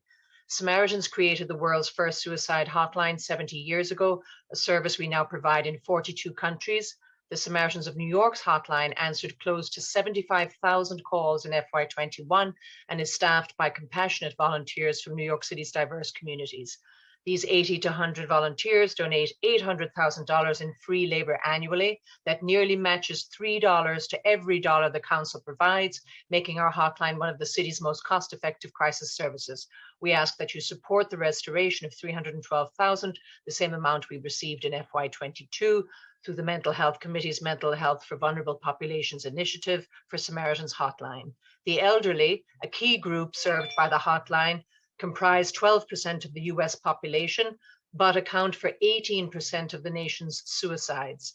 In addition, older adults tend to plan out suicides more carefully and utilize more lethal means. There are damaging myths around senior mental health, and stigma has made it harder for older people to seek help during the pandemic. What we are seeing now is even more worrisome. As you know, the elderly are among the highest risk group for COVID-19 and account for a staggering 74% of all COVID deaths. That means that most of the relaxed policies we enjoy in the city are not as safe for older New Yorkers. So for the elderly, it's been 2 years of isolation, 2 years of limited support, 2 years of hope never coming to fruition. Quarantining and social distancing, while necessary public measures, further cut off an isolated population. Isolation being a key risk factor for suicide. Additionally, older New Yorkers have endured unimaginable grief and loss, losing a beloved spouse, cherished friends, or losses in their community group that the absence of in-person. Thank you, Chair Hudson and the New York City Council members here today for prioritizing support of the New York City hotline. According to SAMHSA, vulnerable populations like the elderly are often resistant to traditional clinical treatment and government-run hotlines. Examples, New York City Well, National Lifeline, 988. Please keep our hotline going. That's 100% confidential. Thank you. Thank you for your testimony. We'll now move on to Helen On. Starting time. Hi, my name is Helen An, Director of KCS Older Adult Centers. Thank you, CM Hudson, for your time and opportunity to speak today. Founded in 1973, KCS and its older adult centers have provided culturally appropriate ethnic home-delivered meal services and Korean congregate meals, including new grab-and-go meals, case assistance, information referral, education, technology, food pantry, transportation, health promotion with all language access services, Monday through Friday, 5 days a week. During the pandemic, our biggest fear was the stoppage of services for community members who depend on our daily services. Although COVID-19 pandemic has impacted us, our centers never stopped providing services physically and remotely. The culturally appropriate meal programs, especially the ethnic home-delivered meals, serve as lifeline of nutrition for homebound immigrant seniors and is a crucial service in maintaining of their mental and physical health. The meal programs at KCS focus on seniors in need and underserved homebound seniors. Asian American immigrant clients and homebound seniors are particularly in need of help, suffering from isolation, insecurity, and anxiety due to increasing anti-Asian hate crime in addition to language barrier, lack of caregivers, and social contact. The unique HDML program faces daily challenge of delivery due to increasing number of new clients, including get food transfers clients, lack of staff, vehicles, high maintenance cost on old vehicles, gas, and rising raw food costs. The lack of in-person services government agencies has made us and our clients more worried and concerned due to backlogged and delayed services. The lack of leadership of DFTA in launching the new awarded contract made us hard in delivering scope of services.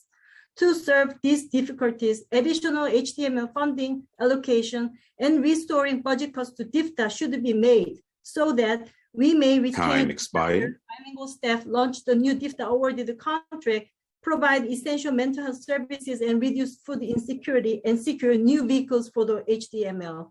Lastly, we believe the language appropriate legal services and senior housing within the community should be invested. Thank you.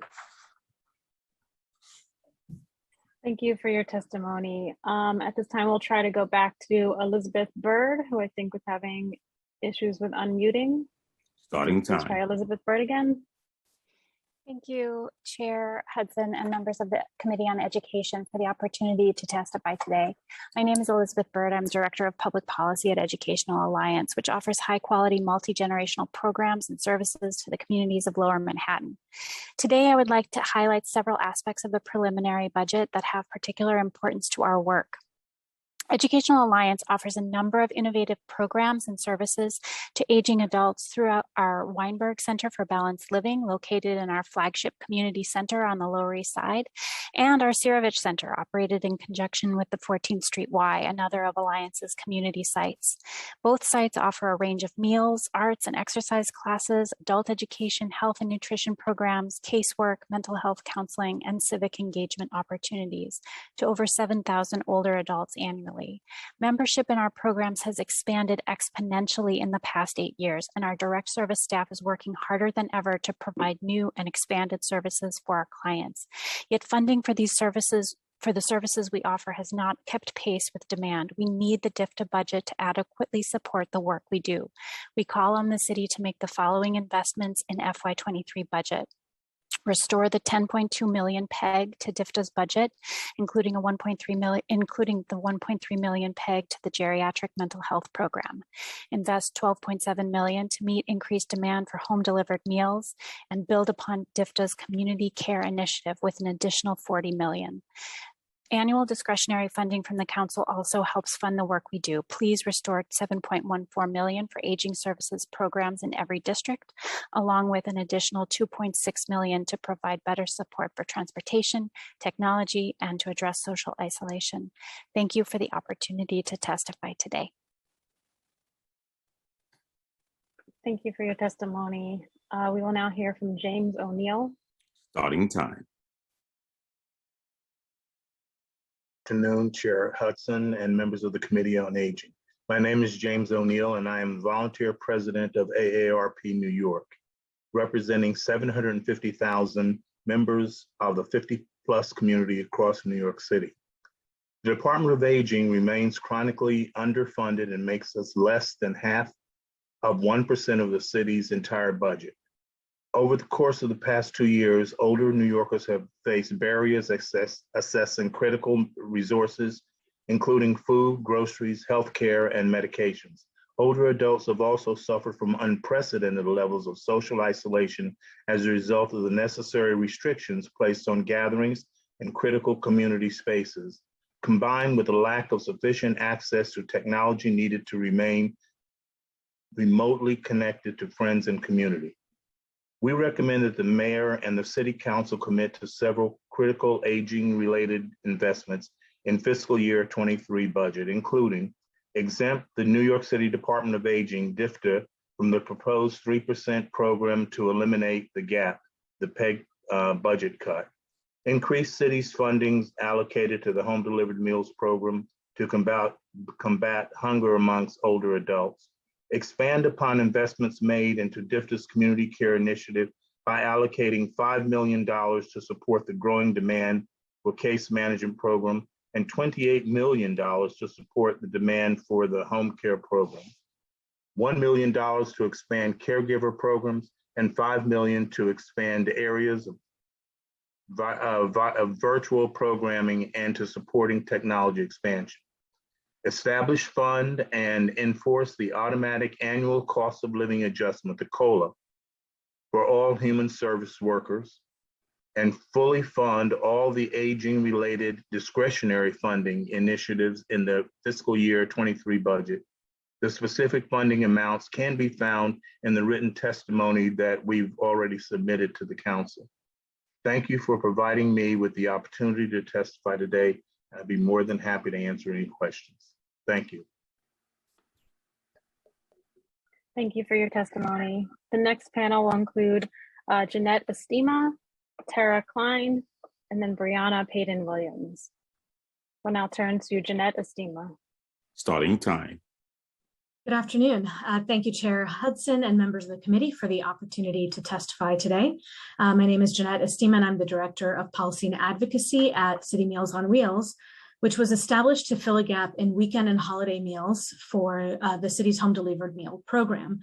We raise about $20 million annually to ensure that homebound older adults have a meal on the 115 days that the city does not provide one, and have become the emergency responder for this population. Our primary concern with the preliminary budget is that there is no funding to support new needs for the home delivered meals program, driven by both the general growth in the need that we've seen for a number of years now, and the thousands of older adults in the Recovery Meals Program who will need to transition to DFTA's roles next year. Moreover, even as the pandemic wanes, we must ensure that our emergency response infrastructure is adequately funded. Therefore, we request the following investments. $1 million through the Council's Senior Center Programs and Enhancements Initiative to fund City Meals' Emergency Meals Program. Secondly, the city currently receives about $1.4 million from the Federal Department of Agriculture's Cash in Lieu of Commodities program for food that is provided by City Meals. We ask for your support in having this funding directed back to City Meals so we may reinvest it in our meals programming. And further, $12.7 million is needed to support the growing needs for meals, and that includes $9.7 million for the DFTA contracted community-based meal providers to serve about 3,000 new clients, and $3 million earmarked for City Meals weekends and holiday meals. To reiterate, City Meals is not reimbursed for the meals that we fund, and we cannot reasonably be expected to come up with $3 million to cover these new needs that are just around the corner. Additionally, providers have unusable vans in need of repairs and old refrigerators or stoves that should be replaced, no storage space, and more infrastructure Time needs. expired. DFTA must evaluate these needs and ensure that there is sufficient capital funding to address them. And we join our partners in the aging services sector in asking for full funding for all council initiatives that support older adults and the restoration of the $1.3 million PEG to DFTA's geriatric mental health program. And of course, for the full funding of an annual COLA, funding for a living wage floor, and creating a fund and funding a wage and benefit schedule for home human service workers. Thank you. Thank you for your testimony. We will now call on Tara Klein to testify. Starting time. Great, thank you, Chair Hudson and council members, as well as the staff for convening today's hearing. My name is Tara Klein, and I am a senior policy analyst at United Neighborhood Houses. UNH is a policy and social change organization that represents 40 New York City settlement houses.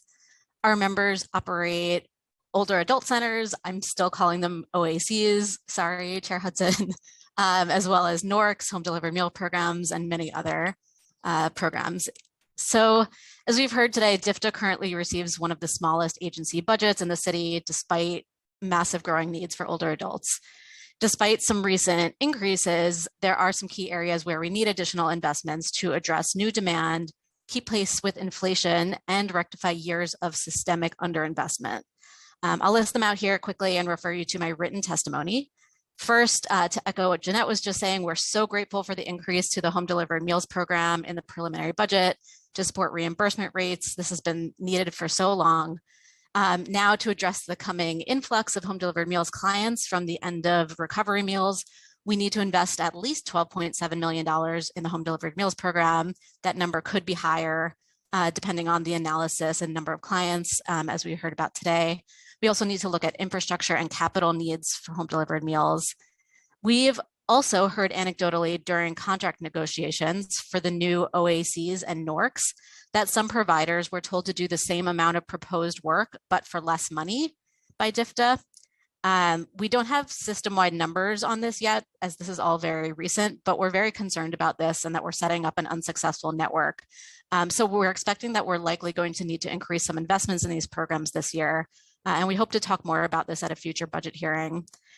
We need to support about $40 million to build upon the DFTA community care plan, including funding for technology enhancements, case management, DFTA home Time care. expired. We need to reverse the PEG cuts to DFTA, including to the geriatric mental health program. We strongly support all of the council aging initiatives that really provide a large share of funds to the aging network. Specifically, we really support the NORC initiative, the geriatric mental health initiative, which is actually under DOHMH, but supports the network. And we're requesting an increase of $2.6 million to increase support our seniors. And then finally, we want to join in supporting the Just Pay campaign for all human services workers to receive a COLA and much needed raises. So thank you so much for your time. Thank you for your testimony. And I just want to remind everyone that written testimony can be submitted at council.nyc.gov up to 72 hours after the hearing.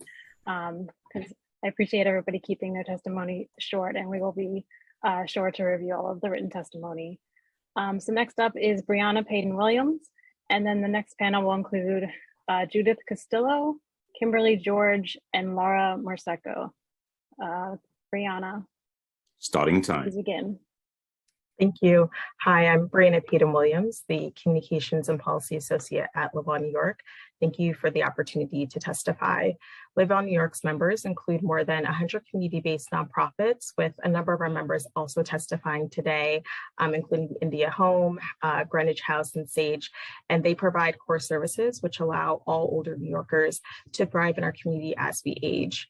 As a result of COVID-19, older adults became invisible virtually overnight with the stay-at-home order, creating barriers to access critical community-based services that enable older adults to age in place.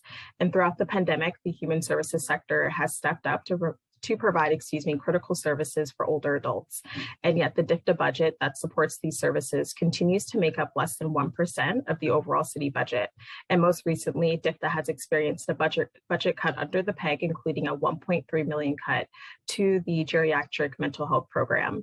Rather than cuts, it's time for the city to enact a more equitable budget, and Live On New York recommends the following investments.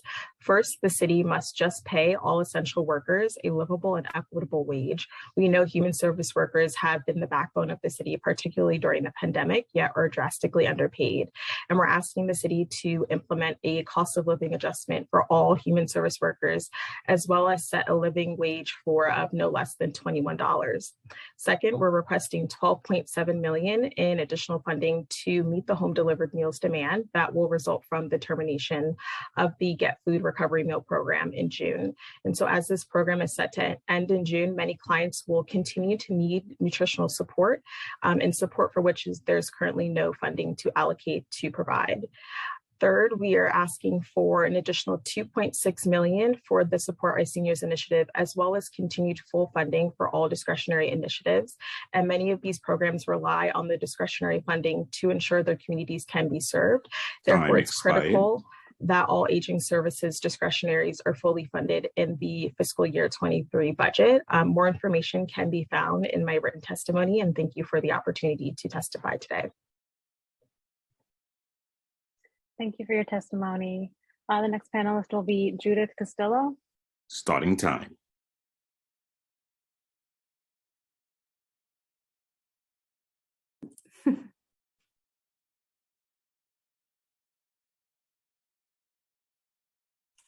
Thank you. I want to thank the council for this opportunity today. My name is Judith Castillo, and I'm the Chief Operating Officer at Encore Community Services. Encore is the lead home delivery meal contractor for the west side of Manhattan, where we deliver about 10,000 meals a week.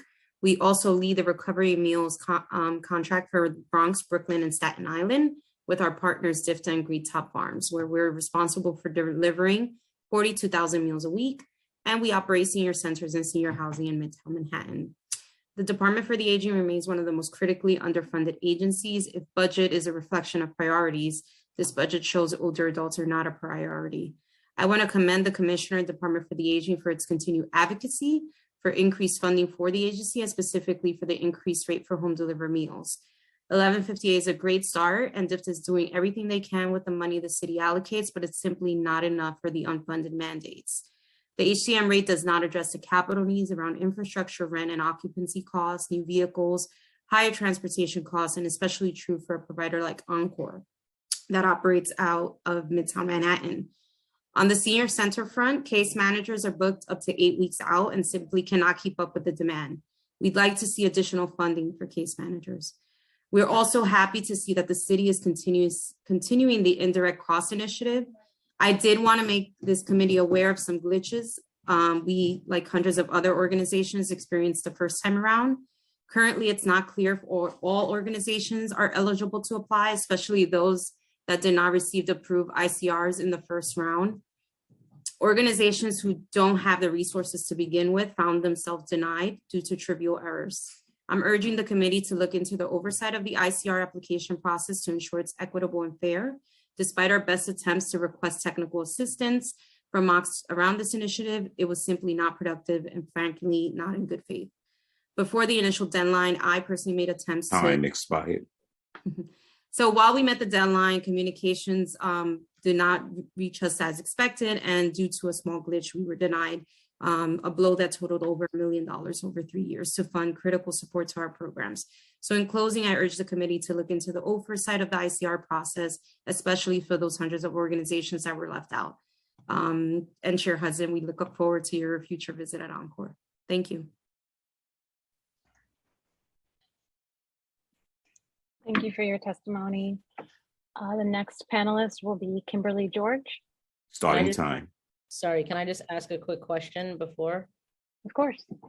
Okay. Sorry, I didn't see your hand raised. No, that's okay.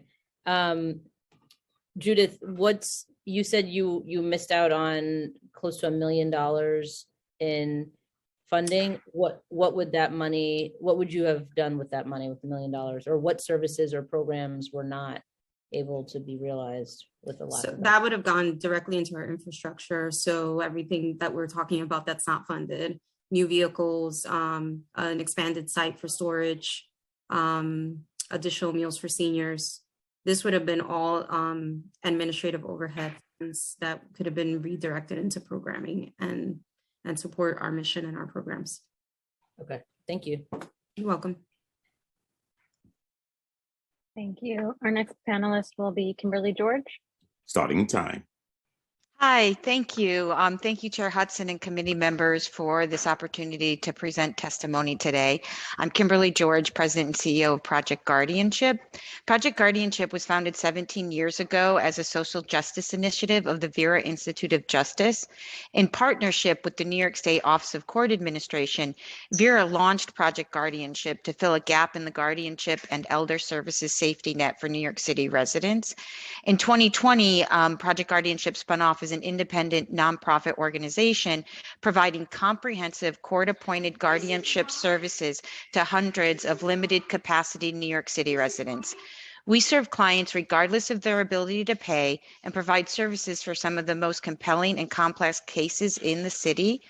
We also share research and recommendations for a better guardianship system and advocate for a more equitable response to providing services for adults in need of protective arrangements. I don't need to tell this committee all the stats on New York City's rapidly aging population, nor that 1/3 of older adults identify as Black, Latinx, Asian, or non-white, and the number of older immigrants statewide is growing at nearly double the rate the US-born older population is, and that nearly 1 in 7 older New Yorkers is living in poverty. I know that was already mentioned earlier today. Older low-income adults are at the center of the housing affordability and homelessness crises, especially older adults of color. These older adults are disproportionately impacted by abuse, neglect, and financial exploitation. Despite increased state and federal investments in care for aging and disabled New Yorkers, too many will be denied the opportunity to benefit from these programs because they are physically and cognitively unable to navigate our complex public benefits and social services. This is where legal guardianship often steps in. Nonprofit programs work to secure public benefits, housing, healthcare, and other supports that this population needs to improve outcomes and promote their safety and responsibilities.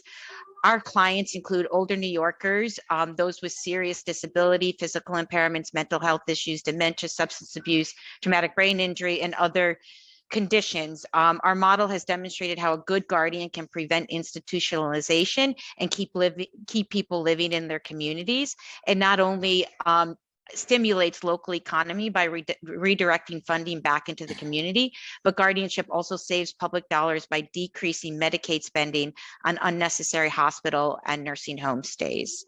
The council, I just want to note real quick that, and thank you for the time, has been critical in supporting us for many years, and we just wanted state that we're grateful for that support. And we hope that as we look forward post-pandemic, that we will not only be able to restore our current funding, but by partnering with you, the larger council and the administration, we can shine a greater light on guardianship and the need for quality guardianship services citywide. And we hope for your continued support to make New York City the equitable place that it strives to be. Thank you very much. Thank you for your testimony. Sorry, Crystal, can I jump in? Okay, sorry. Judith, I just wanted to mention to you just really quickly that our committee staff will share your ICR concerns with the Committee on Contracts that oversees MOCs. Thank you, and I'm happy to answer any other questions and provide more details if you need that. Okay, I think we probably have your contact information, Yes. so we can reach out. Great. Okay, thanks. Sorry, Crystal. No problem. Okay, next we will have Laura Merseca, and then the next panel will include Lauren Wade, Peter Kempner, and Shanta Lawson. Laura, you may begin. Or sorry, Starting. Sergeant Takeo. Starting time. Good afternoon, Chair Hudson and members of the City Council Committee on Aging. My name is Laura Marcheca, and I am the Associate Director of Older Adult Services at Greenwich House, where we serve about 2,000 adults a year. I've spent my entire professional life helping New Yorkers age with dignity, and I can honestly say that I've never seen a challenge more pressing than our current and rapidly growing need to support aging and older adults. To be sure, there have been some recent steps towards rethinking our spaces and networks of senior serving organizations. I'm proud to be with the team at Greenwich House who are building off current research and evidence in our expansion of older adult services, including a new intergenerational work and skills development center. Too many of the investments made have not been baselined into our city's budget. They do not actually reflect the needs we see right now, and we only see that need expanding, particularly if we do not make some smart investments now. While core needs include meals, general case assistance, and housing and support services, we are seeing a foundation need to keep older adults better connected in general to friends and doctors, social services, and the workforce. 1/4 of New Yorkers ages 60 to 79 do not have internet access at home, and nearly 500,000 older adults are disconnected from the internet. Additionally, according to a 2017 Pew Research study, 3/4 of those older than 65 said that they needed someone else to help set up their electronic devices. The good news is that there are many groups doing good work to close the older adult digital divide: Senior Planet, AARP, JCC, as well as Greenwich House and many others. But much more is needed. More financial supports are needed, and we have no time to waste.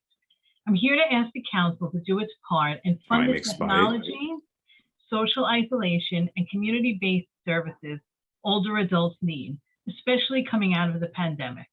At spaces such as our Emerging Workforce Center, we can help connect older adults to the technology they need to continue to adopt and to thrive in the changing work world.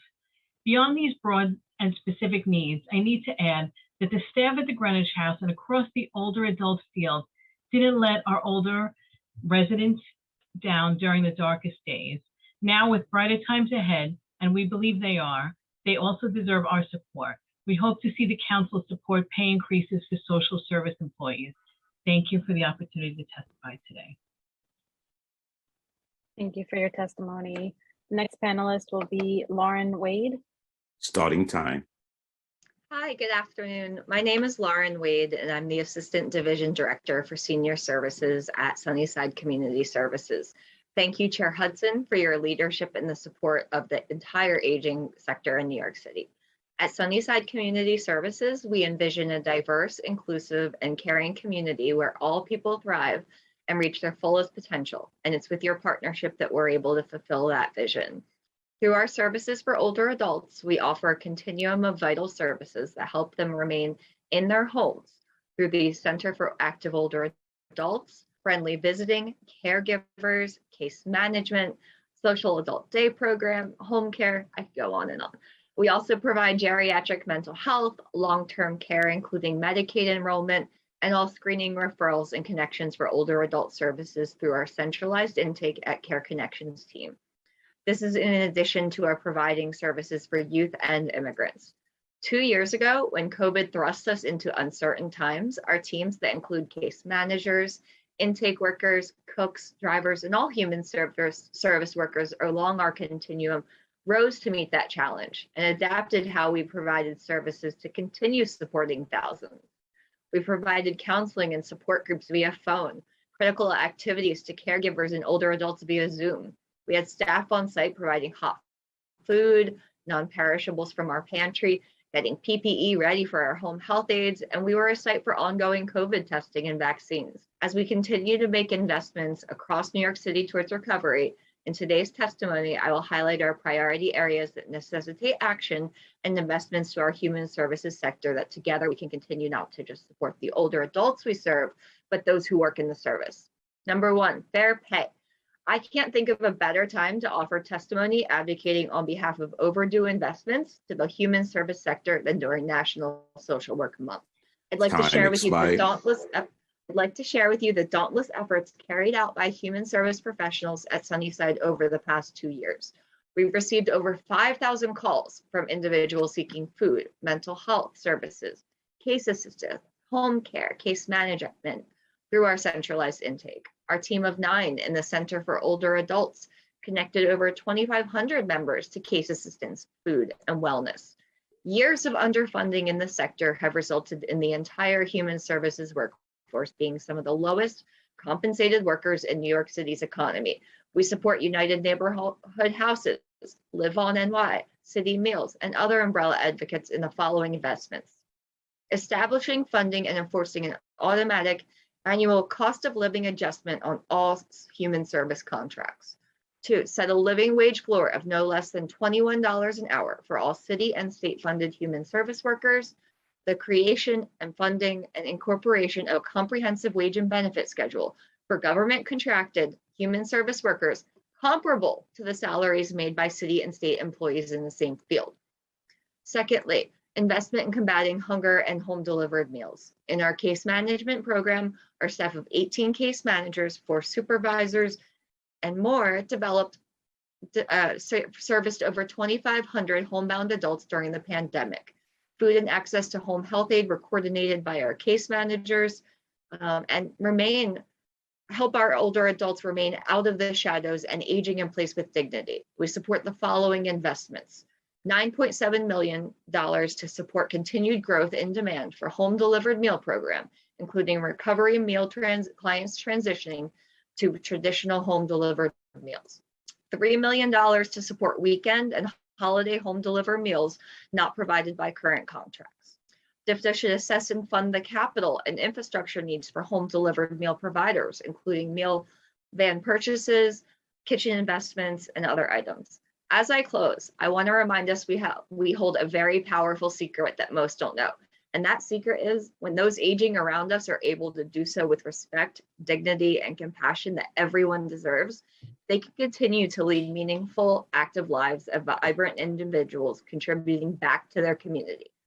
Equity for aging cannot happen without pay equity for every human service worker who works tirelessly to make sure all older New Yorkers are supported. Thank you again for the opportunity to testify here on behalf of Sunnyside Community Services and your continued commitment to our programs supporting the work and needs of older New Yorkers. And sorry I went over, but we appreciate you. Thank you for your testimony. The next panelist is Peter Kempner. Good afternoon. My name is Peter Kempner, and I am the Legal Director and Elderly Project or Senior Law Project Director at Volunteers of Legal Service, also known as VOLS. We were formerly known as the Elderly Project Director, but recently changed our name. Thank you, Chair Hudson and other members of the committee for allowing us to testify today. For over 20 years, the VOLS Senior Law Project has provided free legal services to low-income New Yorkers. We operate a legal hotline, hold in-person and virtual clinics, along with so many of the community partners that we work with that are here at the hearing today. We also provide Know Your Rights materials, both educational workshops, and most importantly, provide free direct legal services to seniors on over 1,600 matters each year. The core work that we do is the drafting and execution of life planning documents, which include last wills and testaments, powers of attorney, healthcare proxies, living wills, and other advanced directives. We ensure that our clients have the right plan in place in the event that they become incapacitated or they pass away. The critical documents that we draft for our clients make sure that their wishes are clear and that those wishes can be carried out by the people that they love and trust the most. This ensures that seniors are able to live in the community for as long as possible. And it also helps avoid costly and intrusive legal proceedings like guardianships. And as wonderful as Project Guardian is, really, if we could have the right plan in place to avoid seniors getting to that point, that is our goal. We make sure that caregivers are empowered to pay the rent, make sure that the lights are on. This avoids senior homelessness, avoids unnecessary placement in institutions and nursing homes, and most importantly, it avoids intrusive and unnecessary medical care at the end of life. We should make sure that seniors are able to express their wishes and that the care that they're receiving is in sync with their values and their personal goals. We want to thank the City Council for supporting our program over the years, and we want to seek that continued support to ensure that we could continue to provide these services to low-income New York City seniors. Thank you so much. Thank you for your testimony. The next panelist is Shanta Lawson, and the next panel will include Stuart Sherman, Wendell Walters, and Aaron Rooney. Shanta? Time starts now. Good afternoon, Chair Hudson and members of the committee. Thank you so much for the opportunity to testify here today. My name is Shanta Lawson. I serve as the Director of Education at the Studio Museum in Harlem, an organization that for 50 years has been the nexus for artists of African descent, locally, nationally, and internationally, and whose history is intertwined with ongoing efforts to increase access to the arts. The Studio Museum is a proud member of the Cultural Institutions Group, and is deeply grateful to partner with and receive support from the city. At the time of our founding in 1968, the Studio Museum sought to make it possible for people in Harlem to visit a museum without leaving the neighborhood. Our founders envisioned an institution that would connect directly with this community and facilitate experiences with art for all audiences. Throughout our history, we have welcomed older adults to a variety of programs, including conversations with curators, scholars, intergenerational dialogues with youth, gallery discussions with museum educators, and many more experiences.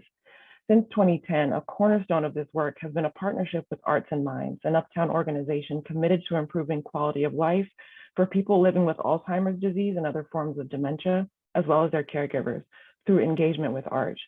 Arts and Minds programs invite participants to engage in new ways of experiencing art through dynamic discussions and art-making workshops. These programs create positive emotional and cognitive experiences, enhance verbal and nonverbal communication, reduce isolation, and build community.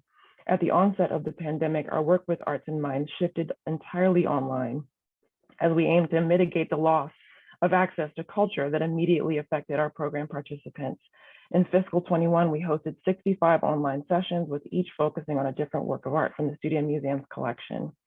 Our work as an anchor partner for Arts and Minds is just one of the ways in which we regularly create opportunities for meaningful engagement with art by artists of African descent for older adults. The city's support of its older residents is more urgent than ever as we respond to the effects of the pandemic and strive to create programming that is accessible to all. We recognize that you are making thoughtful budget decisions as you work to revitalize our city's economy. And I ask you to remember that the pandemic severely limited and continues to curb access to culture for older adults, particularly in communities facing disproportionate health and economic impacts from COVID-19. The CIGs and cultural community as a whole serve as points of access, inspiration, and celebration for all generations of New Yorkers. investment from the city in these endeavors will help us to make culture available to all older adults living in New York. Thank you again for your support of the cultural community and the opportunity to testify at this hearing today.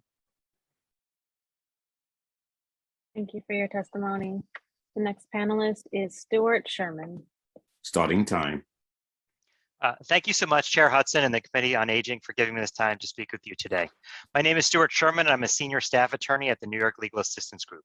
I work in the Legal Health Division, which provides free legal assistance to New Yorkers who are experiencing serious health problems and financial hardship. We have a network of on-site clinics at 36 hospitals across the city, including all public hospitals. I'm here today to discuss a new project we have developed to address a major unmet need, the Caregivers Legal Assistance Project. The need has only grown because of the COVID-19 pandemic. New York City is home to an estimated 1 million family caregivers. The burden of caregiving takes an enormous physical, emotional, and financial toll.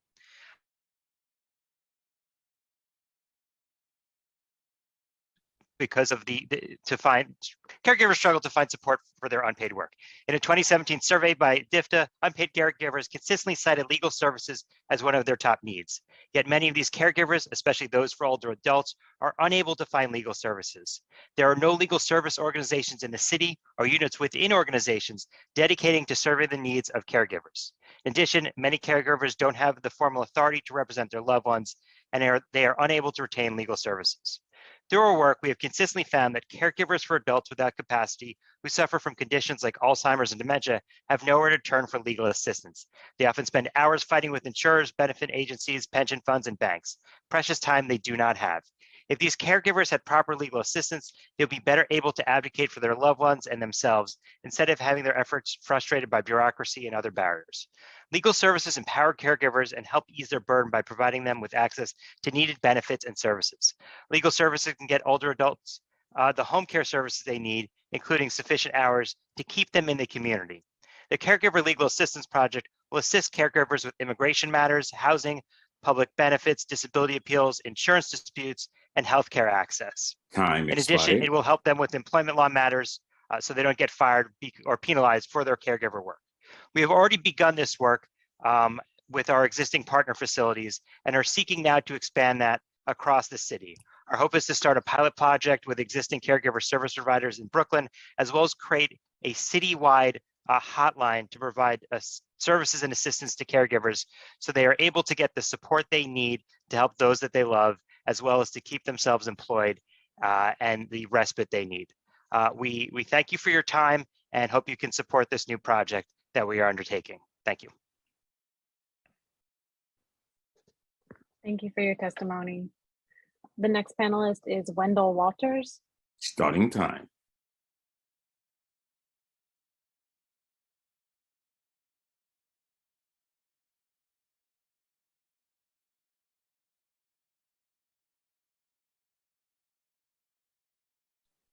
I think we might be having some technical issues with Wendell Walters.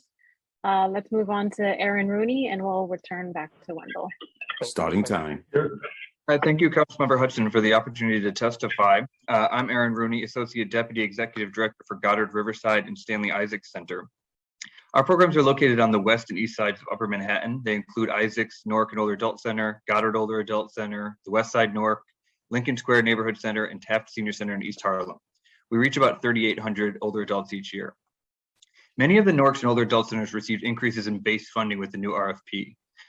This was a step in the right direction. We're very grateful, but it did not go far enough. And our programs still increasingly rely on council discretionary and citywide initiatives to assure quality programming. Throughout the last 2 years, our work has kept people safe and connected. And now as a sector, we have to figure out a way to move forward in a reality where choice is going to be essential.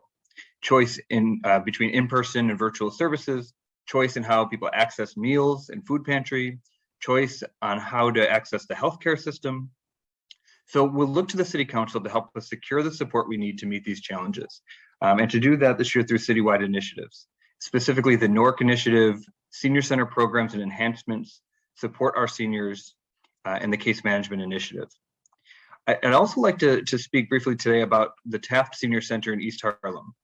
That's been operated by Isaac Center since January 2020 with a small contract amendment. In 2 years, it's grown from 80 participants to now over 400. We did that by developing a strong case management focused program with a focus on food security, health and wellness, housing stability, and socialization. But the funding has not changed, and it is not secure year to year. So we are in need of baseline funding for the program at Taft. We also ask that the council fully fund our discretionary request for the Taft Senior Center. That's both the Newark Initiative Senior Center program enhancements and support our seniors. Last year, we didn't receive any council support, and we are in great need of it. Time expired. Thank you for your time today. Thank you for your testimony. We're going to return to Wendell Walters, and then after Wendell, the next panel will be Peter Chang, NJ Alkma, and then Sharice Palomino, and that will be the last panel. Wendell? Starting time. Thank you for the opportunity to speak with you today. My name is Wendell Walters. I'm a senior policy associate at the Osborne Association. For nearly 9 decades, our organization has been committed to transforming prisons and jails for the people who live in them, work in them, and visit them. Today, we offer a wide range of programs at sites in the Bronx, Brooklyn, Harlem, Buffalo, and Newburgh, as well as services at state prisons and city jails, including Rikers Island. My testimony focuses on the aging population that often goes unrecognized. I'm speaking of the older adults returning from incarceration. According to the state corrections department, there are more than 1,000 men and women aged 50 and over who leave state prison and return to New York City each year. These individuals have unique challenges as they reintegrate themselves back into our communities. The City Council recognized this increasingly important issue and passed a resolution several years ago to create the Compassionate Assistance for Returning Elders Task Force. The task force, led by DFTA and Mark J., and included Osborne, was charged with compiling a set of recommendations for reentry support to previously incarcerated older adults. With great effort and cooperation, the task force created a list of recommendations last December.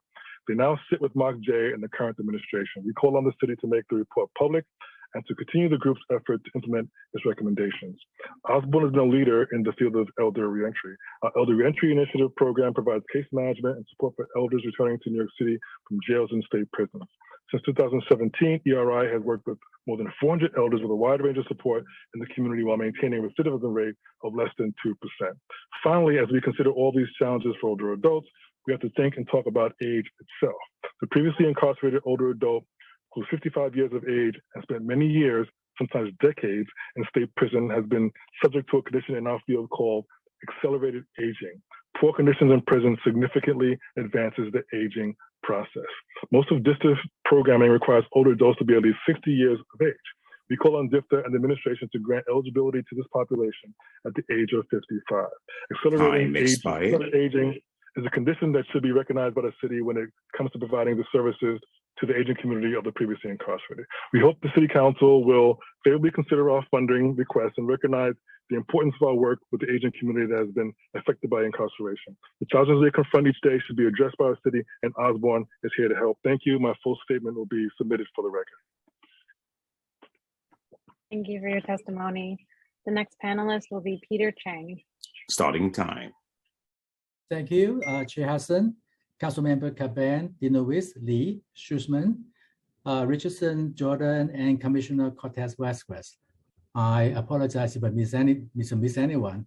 I just want to highlight 2 points. During the pandemic and rising anti-aging violence, many of our seniors, they were too anxious to come out, and that increased the isolation, and which has led to depression among many of my seniors. So my first ask is that if possible, that DFTA should place a mental health counselor at every DFTA-funded senior center. And I also want to point out the fact that Asian elderly women has the highest suicide rate among ethnic groups. So that's a very important service for us.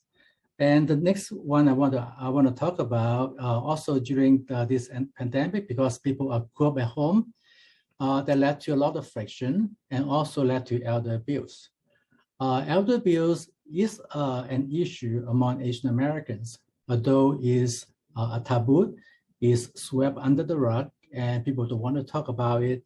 Nonetheless, from our experience, that is quite an important issue. Currently, DFTA has Elder Justice RFP, and it gives 7 agencies, for the whole New York City. That means each agency will have to serve more than 1 billion people. That is obviously inadequate, and I sincerely hope that DFTA and the City Council will consider to increase funding for this very important project. Thank you very much for giving me the opportunity to testify, and wish you a good evening. Thank you. The next panelist is MJ Akma. Starting time. Good afternoon, Chair Hudson and members of the Committee on Aging. My name is MJ Okuma with SAGE, the country's first and largest organization dedicated to improving the lives of LGBTQ+ older people. We provide social services and community building programs through a network of 6 older adult centers across the city, along with virtual programming and services for homebound elders.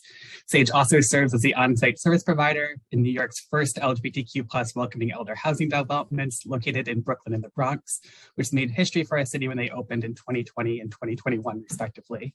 LGBTQ+ elders are often invisible, disconnected from services, and severely isolated because they're far more likely to live alone and less likely to rely on adult children or other family members for informal caregiving.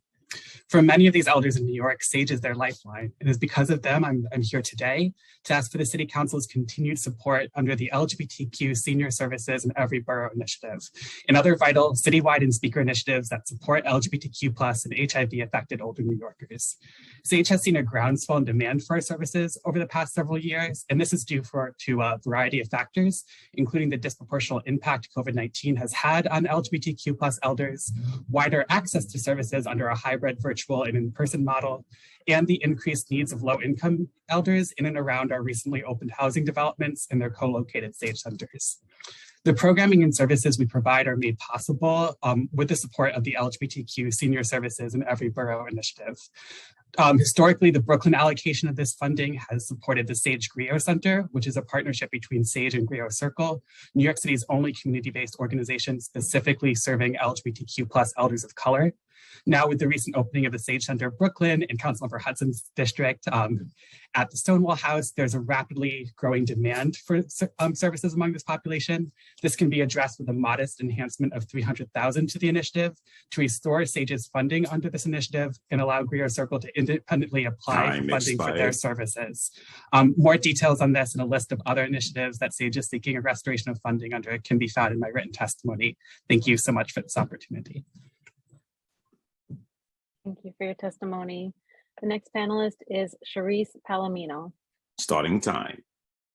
Good afternoon. My name is Charisse Palomino, and I'm the Director of Advocacy and Programs at New Yorkers for Parks.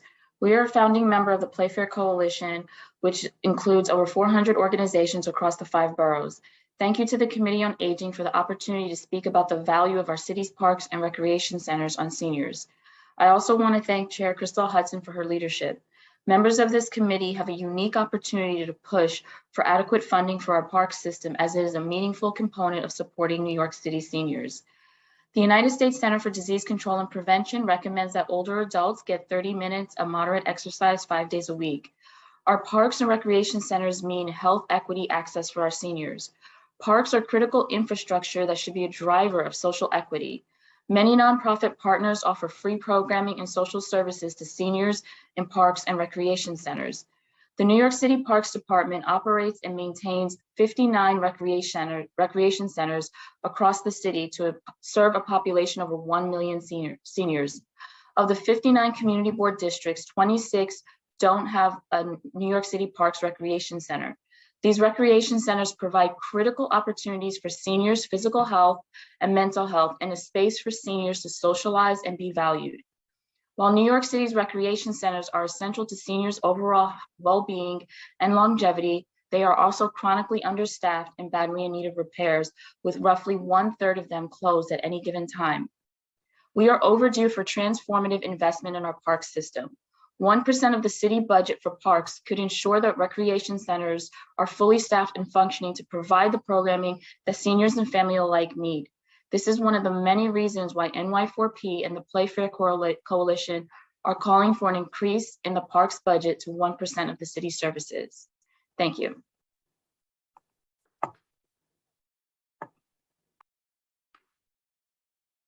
Thank you for your testimony. At this time, if your name has not been called and you wish to testify, please raise your hand using the Zoom raise hand function. Okay. Chair, we have concluded public testimony for this hearing. I will now turn it back to you for closing remarks.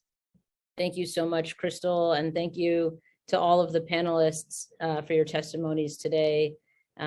These are all of the programs and services and resources that we need to continue supporting. And I really appreciate your patience and your time with us today for the last 3 hours and 10 minutes, especially to those of you who are still on the line. And thanks again to the staff, committee staff, and to my staff, to the sergeants at arms, and everyone for making this hearing possible. I wish everyone a great evening, and thank you again. This concludes the